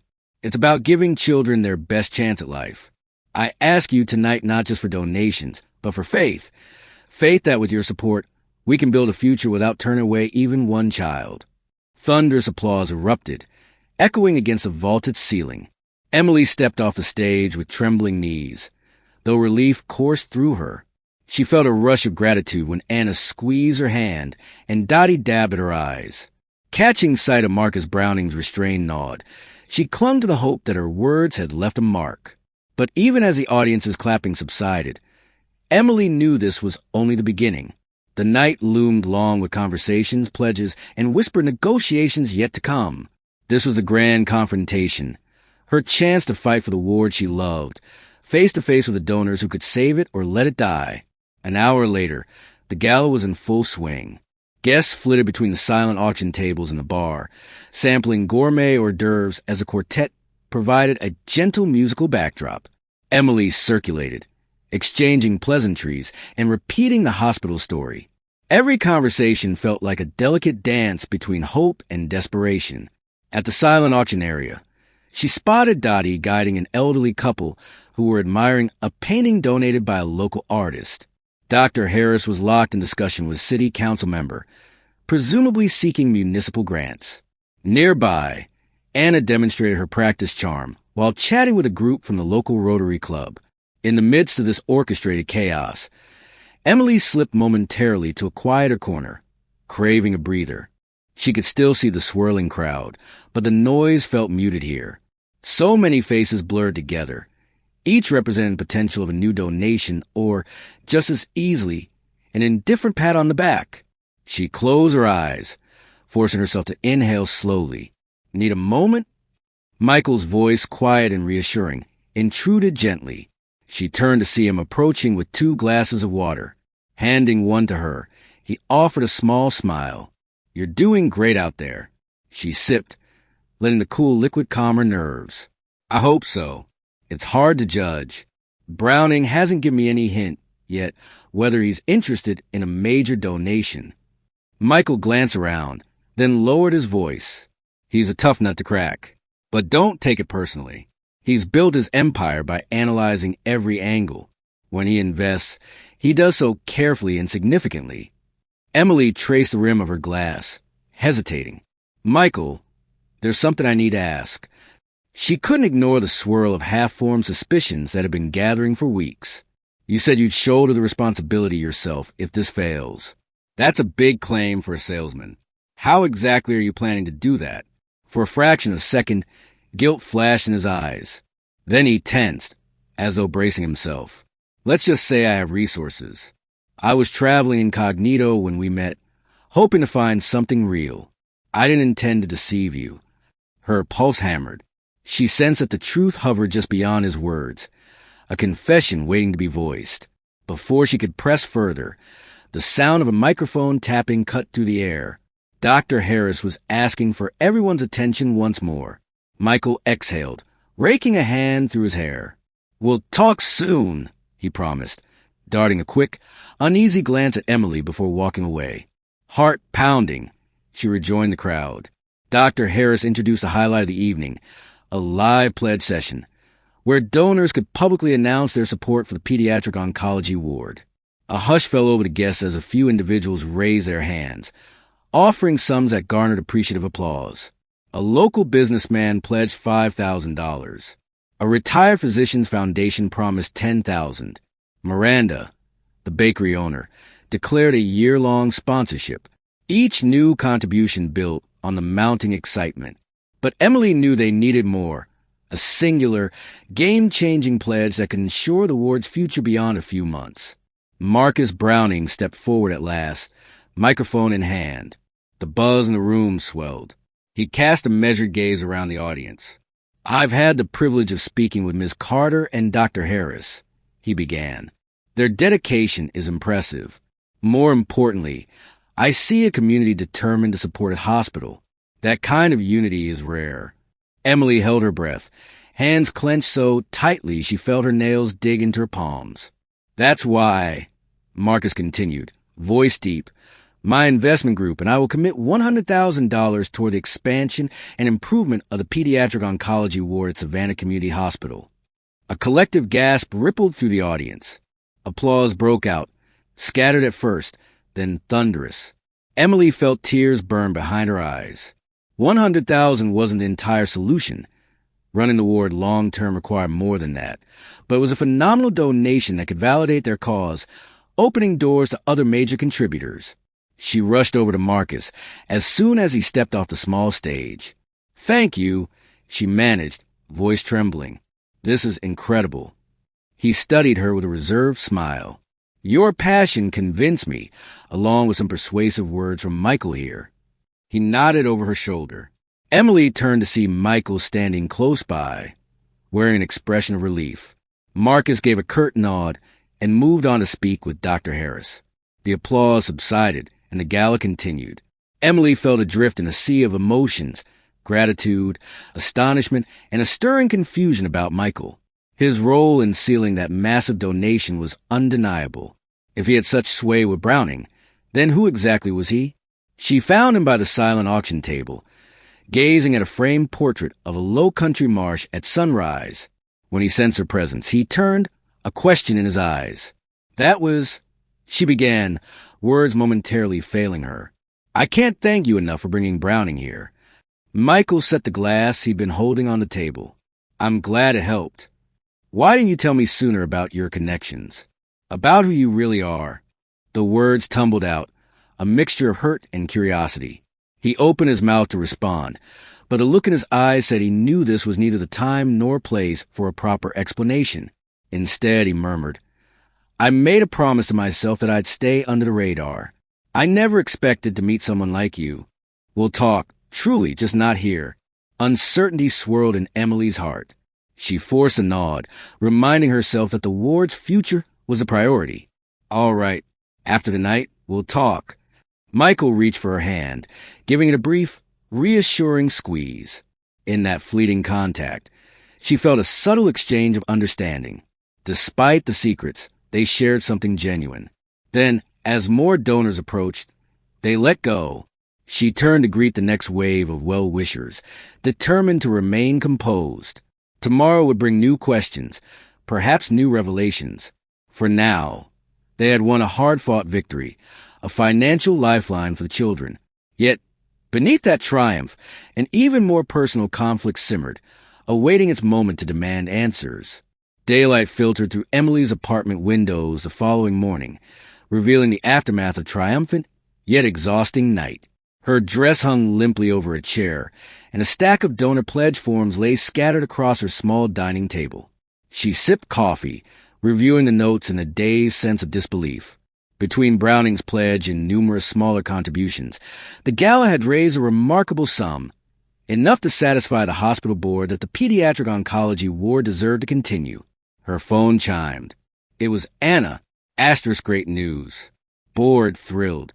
Dr. Harris wants a meeting tomorrow to plan next steps. Asterisk. A surge of happiness coursed through Emily. They had done it. The program wasn't just saved for the short term. It had real momentum to grow. Yet, as she rinsed her coffee mug, her thoughts drifted inevitably to Michael. He hadn't stayed long after Browning's announcement. One moment they were celebrating. The next he had quietly slipped out, leaving behind only the promise of a real conversation. Today, she intended to hold him to it. The swirling questions demanded resolution. Asterisk why the secrecy. How deep do his resources run?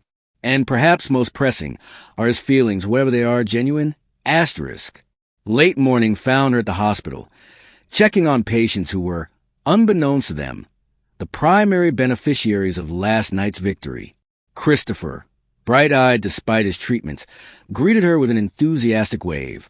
My mom says the hospital is getting new equipment soon. Is that true? A warm spread in Emily's chest. Yes, buddy. We're going to improve the ward and bring in better technology to help kids like you get better faster. He beamed.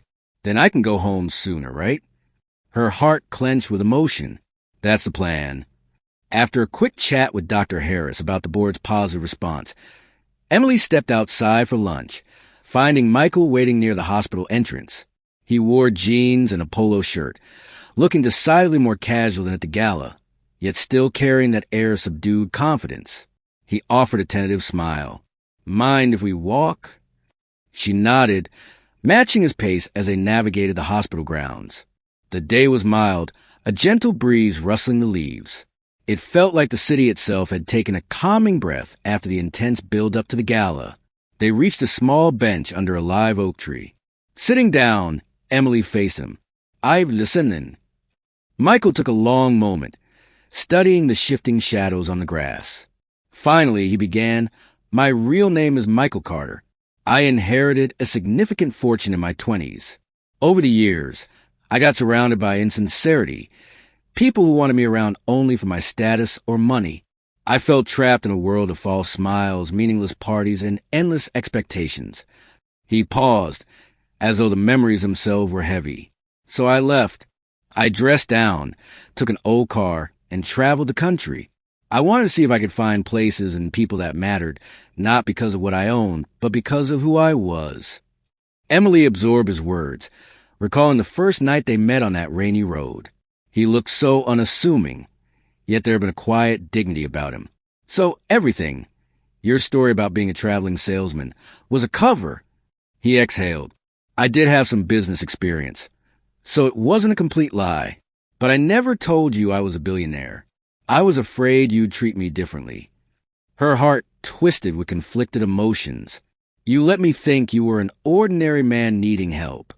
"Because I didn't need help," he said softly, meeting her gaze. Not with a flat tire, but with understanding if true kindness still exists without a price tag attached. She mulled over that, the sting of his secrecy battling with empathy for his loneliness. "You could have told me once we became friends." He nodded, pain flickering in his eyes. "I wanted to, many times. But the longer I waited, the harder it became. I worried you'd feel betrayed." Silence stretched between them. A pair of sparrows hopped near the bench, untroubled by human dilemmas. Finally, Emily broke the quiet. "I'm hurt you didn't trust me, but I also understand why you hid. This place you found, the hospital, the children, it's all real." His shoulders relaxed, relief mingling with regret. "I never meant to mislead you about my intentions. Everything I did, the phone calls, the donations, the leads, was because I care about saving that ward. And," he added more softly, "because I care about you." A surge of warmth offset the chill of doubt. She believed him. Somehow, through the swirl of half-truths, the sincerity in his eyes felt undeniable. "We've come this far together," she said, voice trembling with emotion. "I want to move forward, but it has to be honest. No more secrets." He reached for her hand, threading his fingers through hers. "No more secrets," he echoed, voice thick with earnestness. They stayed like that for a moment, the hospital looming behind them, a testament to the battles they had fought and those yet to come. This was a turning point. Two people from disparate worlds, forging a connection that transcended wealth, status, and the deceptions of the past. And as Emily gazed into Michael's eyes, she realized that her own transformation mirrored the ward survival story, a testament to hope, perseverance, and the simple, undeniable power of genuine human connection. The morning sun gilded the renovated entrance of Savannah Community Hospital, reflecting the promise of a new chapter for the pediatric oncology ward. Workers bustled about, installing a large, colorful sign that read, "Children's Hope Wing," sponsored by the community. Emily paused in the hallway, listening to the hum of construction tools and the distant laughter of children. Even with the bustle, she felt a sense of calm purpose. Funds from the gala and Marcus Browning's pledge had jump-started renovations, ensuring updated chemotherapy stations and advanced imaging equipment. It was more than she'd ever dared hope for. Anna approached, clipboard in hand. "We've got a meeting at 10 with the project manager about the new infusion chairs. Then, Dr. Harris wants us to finalize staff training schedules for the updated equipment." Emily laughed, a lightness in her voice. "I never imagined I'd be excited about staff training. But hey, progress." They exchanged a pleased grin, remembering the hard-fought battle to get here. Their conversation was interrupted by the echo of footsteps. Dottie arrived, carrying a batch of crochet blankets under one arm. "These are for the new chairs, so the kids can feel cozy," Dottie explained, her gray hair bouncing as she walked. "It's amazing how quickly things are changing around here." Her words resonated with Emily. Change was everywhere, both in the hospital corridors and in her own life. After learning Michael's full story, she felt a renewed closeness to him. Though lingering doubts sometimes flickered, she'd chosen to trust him, and he seemed determined to prove that trust wasn't misplaced, appearing daily to lend a hand wherever needed. At noon, Emily took a short break and headed outside for a breath of fresh air. To her surprise, Michael was already there, leaning against a wall in casual slacks and a button-down shirt, chatting with a few hospital volunteers. He spotted Emily and excused himself. "Figured you'd be busy with all the renovations," he teased gently. "Ready for lunch?" She nodded with a grateful smile. They walked to a nearby bench, sharing a simple meal from the hospital cafe. Between bites of a turkey sandwich, she noticed him scanning the courtyard thoughtfully. "What's on your mind?" "I've been thinking about the grand opening for the new wing," he said. "Dr. Harris wants to hold a dedication ceremony in a few weeks. It'll be a big event, board members, donors, staff. He asked me to be a guest speaker." Emily studied his face, catching a glimmer of unease. "Do you want to do it?" He shrugged. "I'm not great at public speeches, but if it helps raise ongoing support and show everyone I'm serious about this place, maybe it's time to step into the light, so to speak." Her heart squeezed at the thought of him stepping out of anonymity. It'll be a big reveal. Michael Carter, the billionaire who's been incognito in Savannah. The press might swarm you. A small smile tugged at his lips. "Let them. I'm done hiding. If we keep the kids at the center of the story, it'll be okay." She squeezed his hand. "Then do it. We'll face any fallout together." After lunch, they parted ways. Michael off to meet with donors, Emily to finalize staff training plans. At 2:00, she found herself in the hospital's newly established administrative suite, where Dr. Harris supervised a flurry of activity around a set of brand-new conference rooms. The director greeted her with news. "The board wants to ensure the gala funds are allocated properly. They're scheduling an inspection next week. We need to document every purchase and upgrade." Emily brushed a stray hair behind her ear, a surge of confidence driving her. "I'll get right on it. We have the receipts and proposals. They can see exactly how the money's being spent." Dr. Harris allowed himself a small chuckle. "I'm still amazed at how far we've come. A few months ago, we were on the brink of closure. They reviewed timelines, budgets, and staffing needs, the once overwhelming tasks now feeling almost routine. When they were done, Emily headed to the ward to check on Christopher. She found him coloring in bed, sporting a mischievous grin. "Guess what?" he said excitedly. Nurse Anna told me we might get a special therapy dog program soon. Emily laughed, delight lighting her face. That's right. A local organization offered to bring trained dogs to visit you guys. Dogs. He clapped his hands. That would be so cool. She ruffled his hair. The spark in his eyes reminded her of how vital this entire endeavor was. The fancy galas, big donations, and press coverage, they all boiled down to children like Christopher having hope, comfort, and a fighting chance. As the afternoon waned, Emily walked past the half-painted walls and newly arrived equipment boxes. A sense of culmination built within her. They were close to fulfilling the vision she'd once dared only to dream about.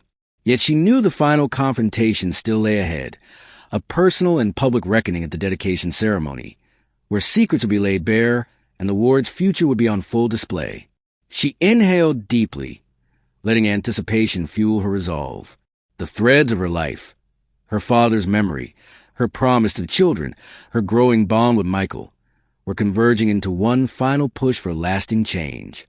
For the first time, she felt ready to embrace everything that awaited, her heart brimming with cautious hope.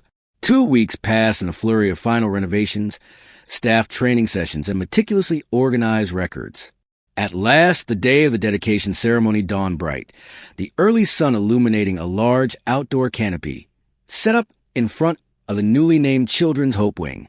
Balloons in cheerful colors bounced in the breeze, while a modest stage faced rows of folding chairs reserved for donors, hospital staff, and families. Emily arrived early, wearing a simple but elegant blouse and skirt, an ID badge pinned to her collar. As she made sure the stage microphone was functioning, she glanced at the seats slowly filling with well-wishers. Familiar faces appeared, Dottie Anna, Dr. Harris, and a handful of board members. Even a local news crew hovered at the perimeter. She spotted Michael, standing off to the side with Marcus Browning. Michael caught her eye, a small, reassuring smile curving his lips. Indeed, today he would step into the public realm, revealing himself not as a humble salesman, but as a man of significant influence, a man who had chosen to use his resources for a cause far more genuine than the hollow extravagances of his old world. At 10 o'clock sharp, Dr. Harris took the podium, welcoming the crowd and recounting the hospital's journey from near defeat to this celebratory moment. Polite applause followed. Then came Mrs. Baldwin, the board chairwoman, to speak about responsible governance and the hospital's newly charted course. She ended with a pointed remark. All of this progress was made possible by the dedication of our staff and the generosity of many in this community, including one individual whose story has surprised us all. Emily's heart sped up, realizing it was time for Michael's long-awaited public introduction. As Mrs. Baldwin stepped aside, he approached the mic, pausing to survey the crowd. A hush settled, and cameras rose, capturing every angle of this moment. My name is Michael Carter, he began quietly. Some of you know me as a wandering stranger with a flat tire. Others might only see the headlines describing me as a wealthy investor. The truth is, I came here seeking something real, human kindness, genuine purpose. And I found it right here in the hallways of this hospital, in the hearts of the nurses, doctors, volunteers, and especially the children who fight battles most adults can't imagine. He paused, voice taut with emotion. I've chosen to sponsor and support the Children's Hope Wing because I believe in second chances, not just for the kids, but for all of us, an opportunity to do something meaningful with our resources, our time, and our talents. Applause erupted, cameras clicking furiously. Emily stood near the stage, tears pricking her eyes, recalling the night she'd met him in the pouring rain, never guessing how intertwined their lives would become. Michael concluded, "This new wing stands as a testament to what a community can achieve when it comes together. I'm honored to be part of that." The audience roared approval, and a wave of relief mingled with pride washed over Emily. Michael had stepped forward in truth, and the crowd embraced him for it. More importantly, the focus remained on the children's future, a future now secured by the unwavering commitment they had forged together. After the speeches, children from the ward participated in a ribbon-cutting ceremony, each gripping a pair of oversized scissors to snip the bright ribbon crossing the entrance. Laughter and camera flashes filled the moment. Once inside, guests explored the sparkling new therapy rooms, infusion stations, and a cheerful play area. A swirl of reporters descended on Michael, peppering him with questions about his life and reasons for anonymity. He answered politely, deflecting the spotlight onto the hospital's dedicated team. Emily couldn't help but admire how gracefully he handled the sudden storm of attention. Once the crowd dispersed, Emily found Michael in one of the freshly painted corridors, running a hand over a mural of colorful handprints created by young patients. She touched his shoulder gently. "You were incredible out there." He turned, relief evident in his expression. "It's a relief to finally be honest. Feels like I can breathe freely." She laced her fingers through his.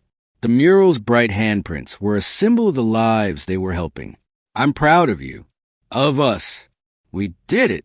They walked side by side, occasionally stopping to greet donors, staff, or families. Each encounter reinforced the feeling that they stood at the culmination of a shared journey, one that tested their moral convictions, demanded sacrifices, and ultimately rewarded them with something deeper than either had anticipated, a sense of genuine community and, for them personally, a bond that transcended the boundaries of status and secrecy. Near the end of the day, Dr. Harris ushered them into a quiet corner of the new wing. He extended a hand to Michael. "On behalf of this hospital, thank you for believing in us." And Emily, he turned to her with a soft smile. "Thank you for never giving up." The moment felt almost surreal.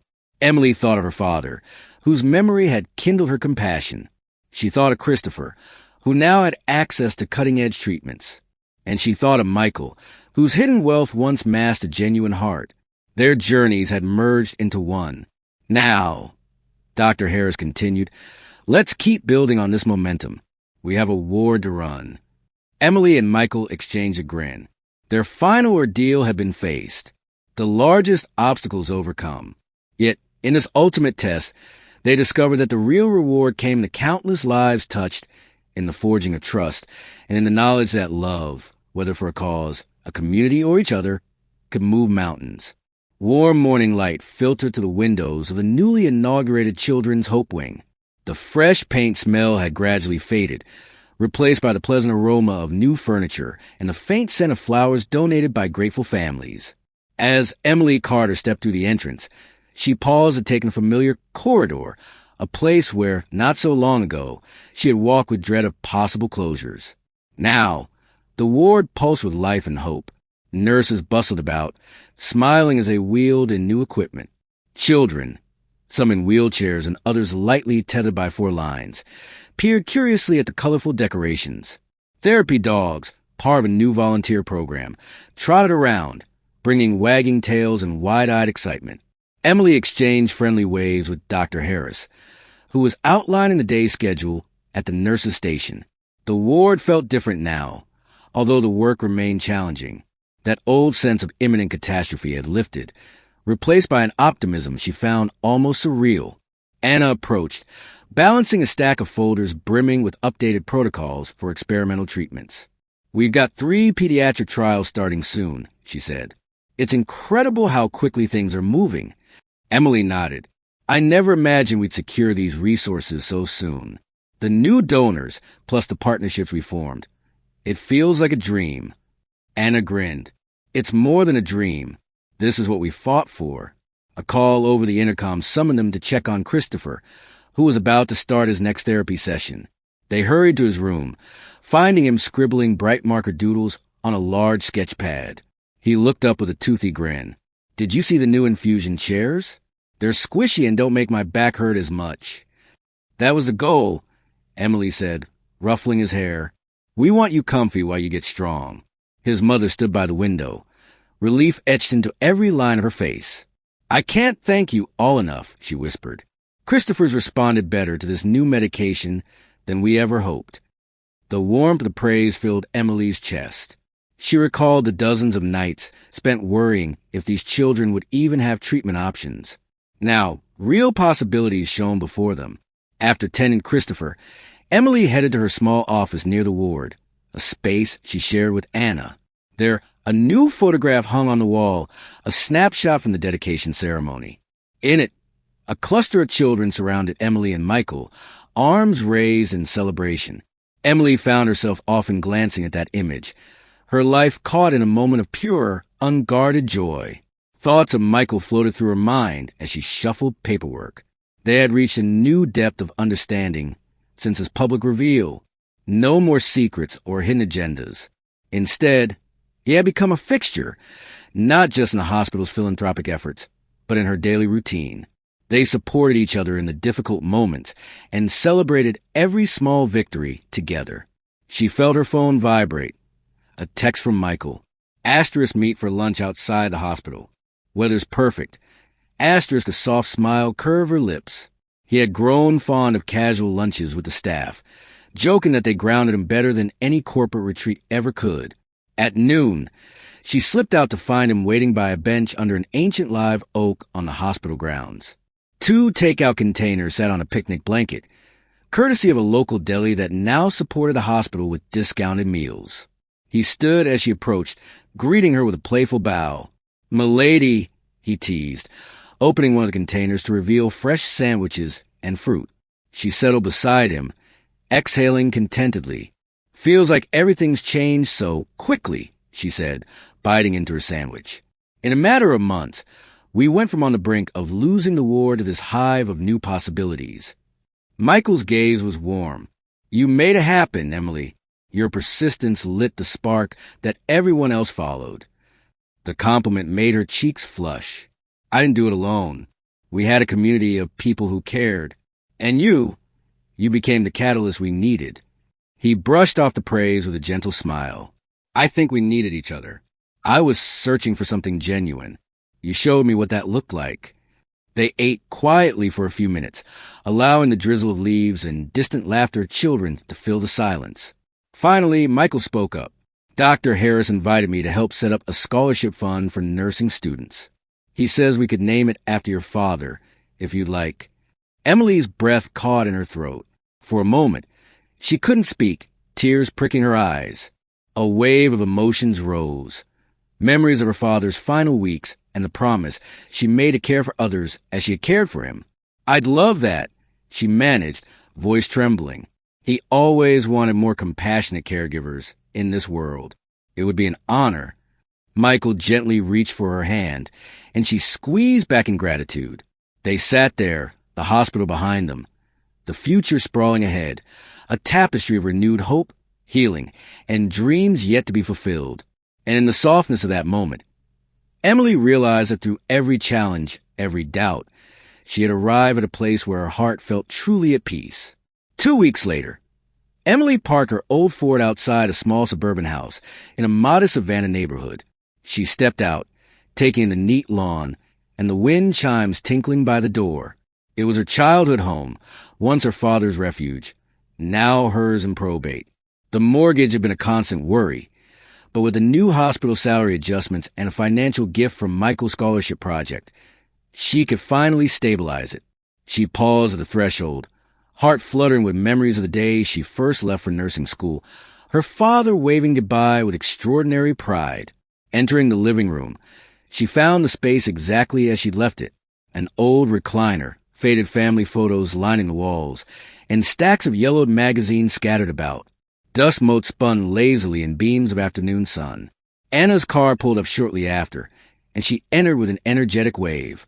"Ready for some spring cleaning?" she asked, a grin on her face.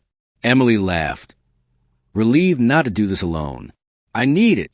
Haven't had the courage to go through Dad's belongings until now." They spent the next couple of hours sorting boxes, reminiscing over photos, and discarding items neither of them recognized. Emily stumbled upon a worn-out journal with her father's handwriting, pages filled with advice, stories from his youth, and aspirations for Emily's future. She read a passage aloud. "I've always believed Emily has the biggest heart. She'll heal people in ways science alone can't. If she ever forgets her worth, I hope someone reminds her." Tears welled in Emily's eyes, but a smile formed too. It felt as though her father was speaking directly to her, acknowledging the winding path she'd taken since his passing. Anna squeezed her shoulder, offering silent comfort. After finishing the main rooms, they tackled the garage, rummaging through dusty boxes until they stumbled upon an old trunk. Inside lay a collection of her father's keepsakes, a stethoscope from his brief time as a medical assistant in the Army, letters of gratitude from patients he'd helped, and a small medal of service. Anna gently picked up the stethoscope. I had no idea your dad had medical training.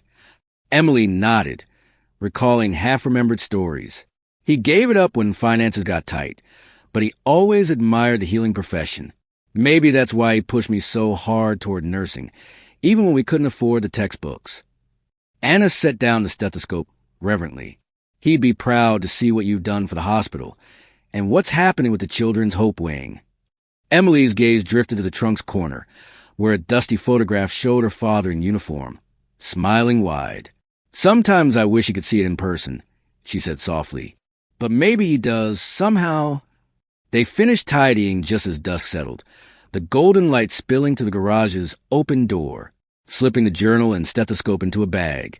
Keepsakes too precious to discard. Emily felt her heart grow lighter. This house, once a haunting reminder of death and loss, now seemed like an anchor for treasured memories, a place she could revisit without the sting of regret. Before leaving, Anna paused in the doorway, her arms full of items to donate. You know, you've changed a lot since we started this journey. You're more confident, more whole, I guess. Emily exhaled, reflecting on her evolution. She used to measure her days in unpaid bills and the fear of failing her patients. Now, she saw milestones in saved lives, in community outreach, in new partnerships forged on compassion rather than desperation.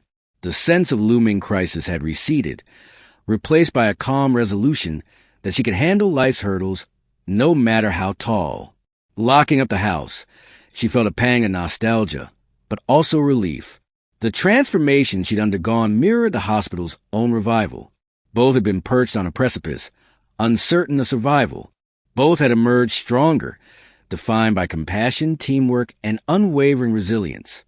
As they drove away, Emily glanced in the rear-view mirror one last time. The small suburban house stood dignified against the twilight sky, an emblem of the past she once feared, now embraced as part of her journey. She whispered a silent thank you to her father's memory, promising him that she would carry his legacy forward with pride, ready to face whatever came next. The next day, Emily found herself standing at a podium in a modest auditorium on the local college campus. A mix of nursing students, faculty, and community members listened raptly as she spoke about her experiences at Savannah Community Hospital. Dottie sat in the front row, beaming with pride, while a handful of the hospital staff and volunteers filled the seats behind her. Never underestimate the power of a compassionate heart, Emily said, her tone resonant in the hush. That might sound like a cliche, but trust me, moments of genuine care can save lives in ways you'd never predict. She paused, letting her words settle. On the projector screen, a slideshow played images of the Children's Hope Wing, newly refurbished patient rooms, smiling children with therapy dogs, and staff members wielding advanced medical equipment. Each slide was a chapter of the hospital's resurrection story. My father once believed that even a single nurse's empathy could light a spark that would transform the entire ward, she continued, swallowing a sudden lump in her throat. He was right. We faced severe funding cuts and had little hope, but we chose to believe in community, in each other, and in every child's worth. That belief carried us through the storm. Applause swelled as she finished. Stepping away from the podium, she welcomed questions. One student raised her hand. Ms. Carter, how did you rally so many people to your cause? I mean, donors, volunteers. You brought them all together. Emily offered a reflective smile. I think it started with honesty and vulnerability. We weren't afraid to show our struggles, and we didn't sugarcoat our case. And once people realized how urgent the situation was, they felt compelled to help. It also took perseverance. Countless phone calls, meetings, fundraisers, but mostly it was about showing genuine gratitude for every little bit of support. Dottie gave an enthusiastic nod, recalling the rummage sales, radio interviews, and last-minute weather disasters they'd endured. Another student asked about the scholarship program, named in memory of Emily's father. She spoke with an emotional tremor in her voice, explaining how it would support aspiring nurses who believe wholeheartedly in patient-centered care. After the Q&A ended, many attendees lined up to speak with Emily personally. She shook their hands, accepted hugs, and heard various versions of asterisk. You've inspired me. Asterisk, her cheeks flushed with a mixture of pride and humility. Less than a year ago, she'd been drowning in financial woes and hospital politics. Now, she was seen as a guiding light for a new generation of healthcare professionals. Michael appeared quietly at the side of the stage, wearing a subtle smile. Once the crowd thinned, he approached, handing her a bottle of water. I'm always impressed by how naturally you speak to people, he said. You connect with them in such a heartfelt way. She sipped the water, her own smile warm. It's funny, before all this, I was never the one to seek the spotlight, but the cause demanded it, and now, I kind of love sharing our story.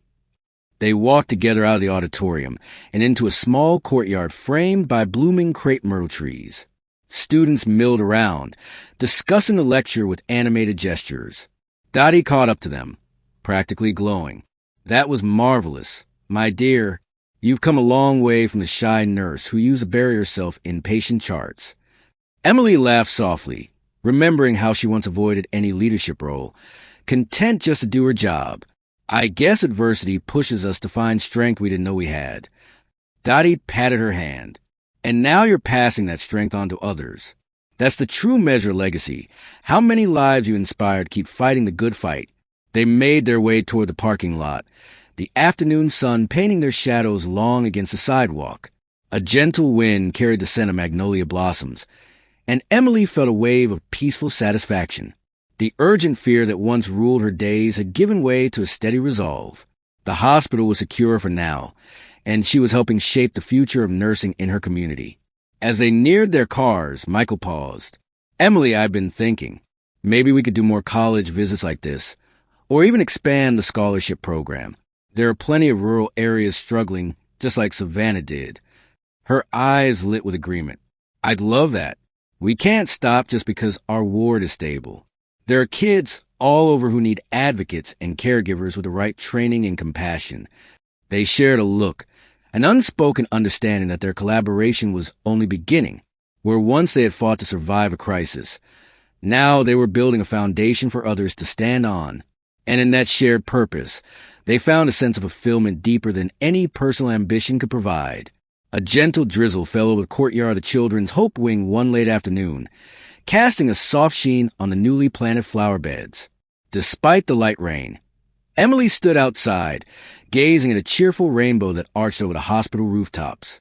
The campus, once threatened by financial ruin, now thrived with philanthropic energy and a robust treatment program. Every corner seemed touched by generosity and hope. She heard laughter from behind her. Turning, she saw a small group of children, fresh from a therapy session, giggling as they held out their palms to catch raindrops. Anna accompanied them, guiding them back inside before the rain intensified. Emily felt a pang of happiness. This was the future she had envisioned. Children unburdened by fear, living moments of joy while receiving care. A moment later, Michael joined her, slipping a light jacket over her shoulders to shield her from the damp. You catch a cold, he teased, though his voice held tenderness. She snuggled into the jacket. Thanks. Her eyes drifted again to the rainbow. I was just thinking about how symbolic this feels. We weathered the worst storms and found a bit of light at the end. Michael nodded, sliding an arm around her. They stood together in companionable silence, the hiss of gentle rain weaving around them. Finally, he said, I got word that Marcus Browning wants to invest further in pediatric research. He's impressed by how the community rallied here. It could mean expanding the program's reach beyond Savannah. Emily's heart fluttered with excitement. That's amazing. All these kids. Maybe we can help more than beyond just our local ward. They exchanged a look full of promise, as though the horizon of possibilities had grown infinitely larger. Then Anna peeked out the door, calling them in for a small staff celebration, the last official item on the day's agenda. Inside, the break room was transformed with balloons, a homemade cake, and a big banner reading "Thank you, team." Dottie was busy cutting slices of cake, while Dr. Harris popped open a bottle of sparkling cider. Nurses, volunteers, and administrative staff gathered around, laughing and sharing stories of the ward progression. Christopher, now able to walk around more freely, stood with his mom, beaming at the gorgeous atmosphere. Anna raised a plastic cup. I proposa toast. No, many toasts. First, to Emily, for leading us through the toughest times and showing us what relentless compassion can achieve. Blushing, Emily lifted her own cup as the room burst into applause. Next, Anna continued, to Michael, for using his resources and, more importantly, his heart, to save our ward when we needed it most. Everyone clapped again, and Michael looked both pleased and humbled. Dr. Harris stepped forward. Lastly, to the entire staff and community, we have a bright future, and we owe it to every person who supported the cause, from rummage sale donors to big-time philanthropists. This is only the beginning. They all sipped the bubbly cider, the chatter swelling with warm camaraderie. Emily felt tears threaten but steadied herself, determined to savor this moment without breaking down. She caught Michael's gaze across the crowd. He raised his cup in a private toast, a gentle smile conveying everything words could not.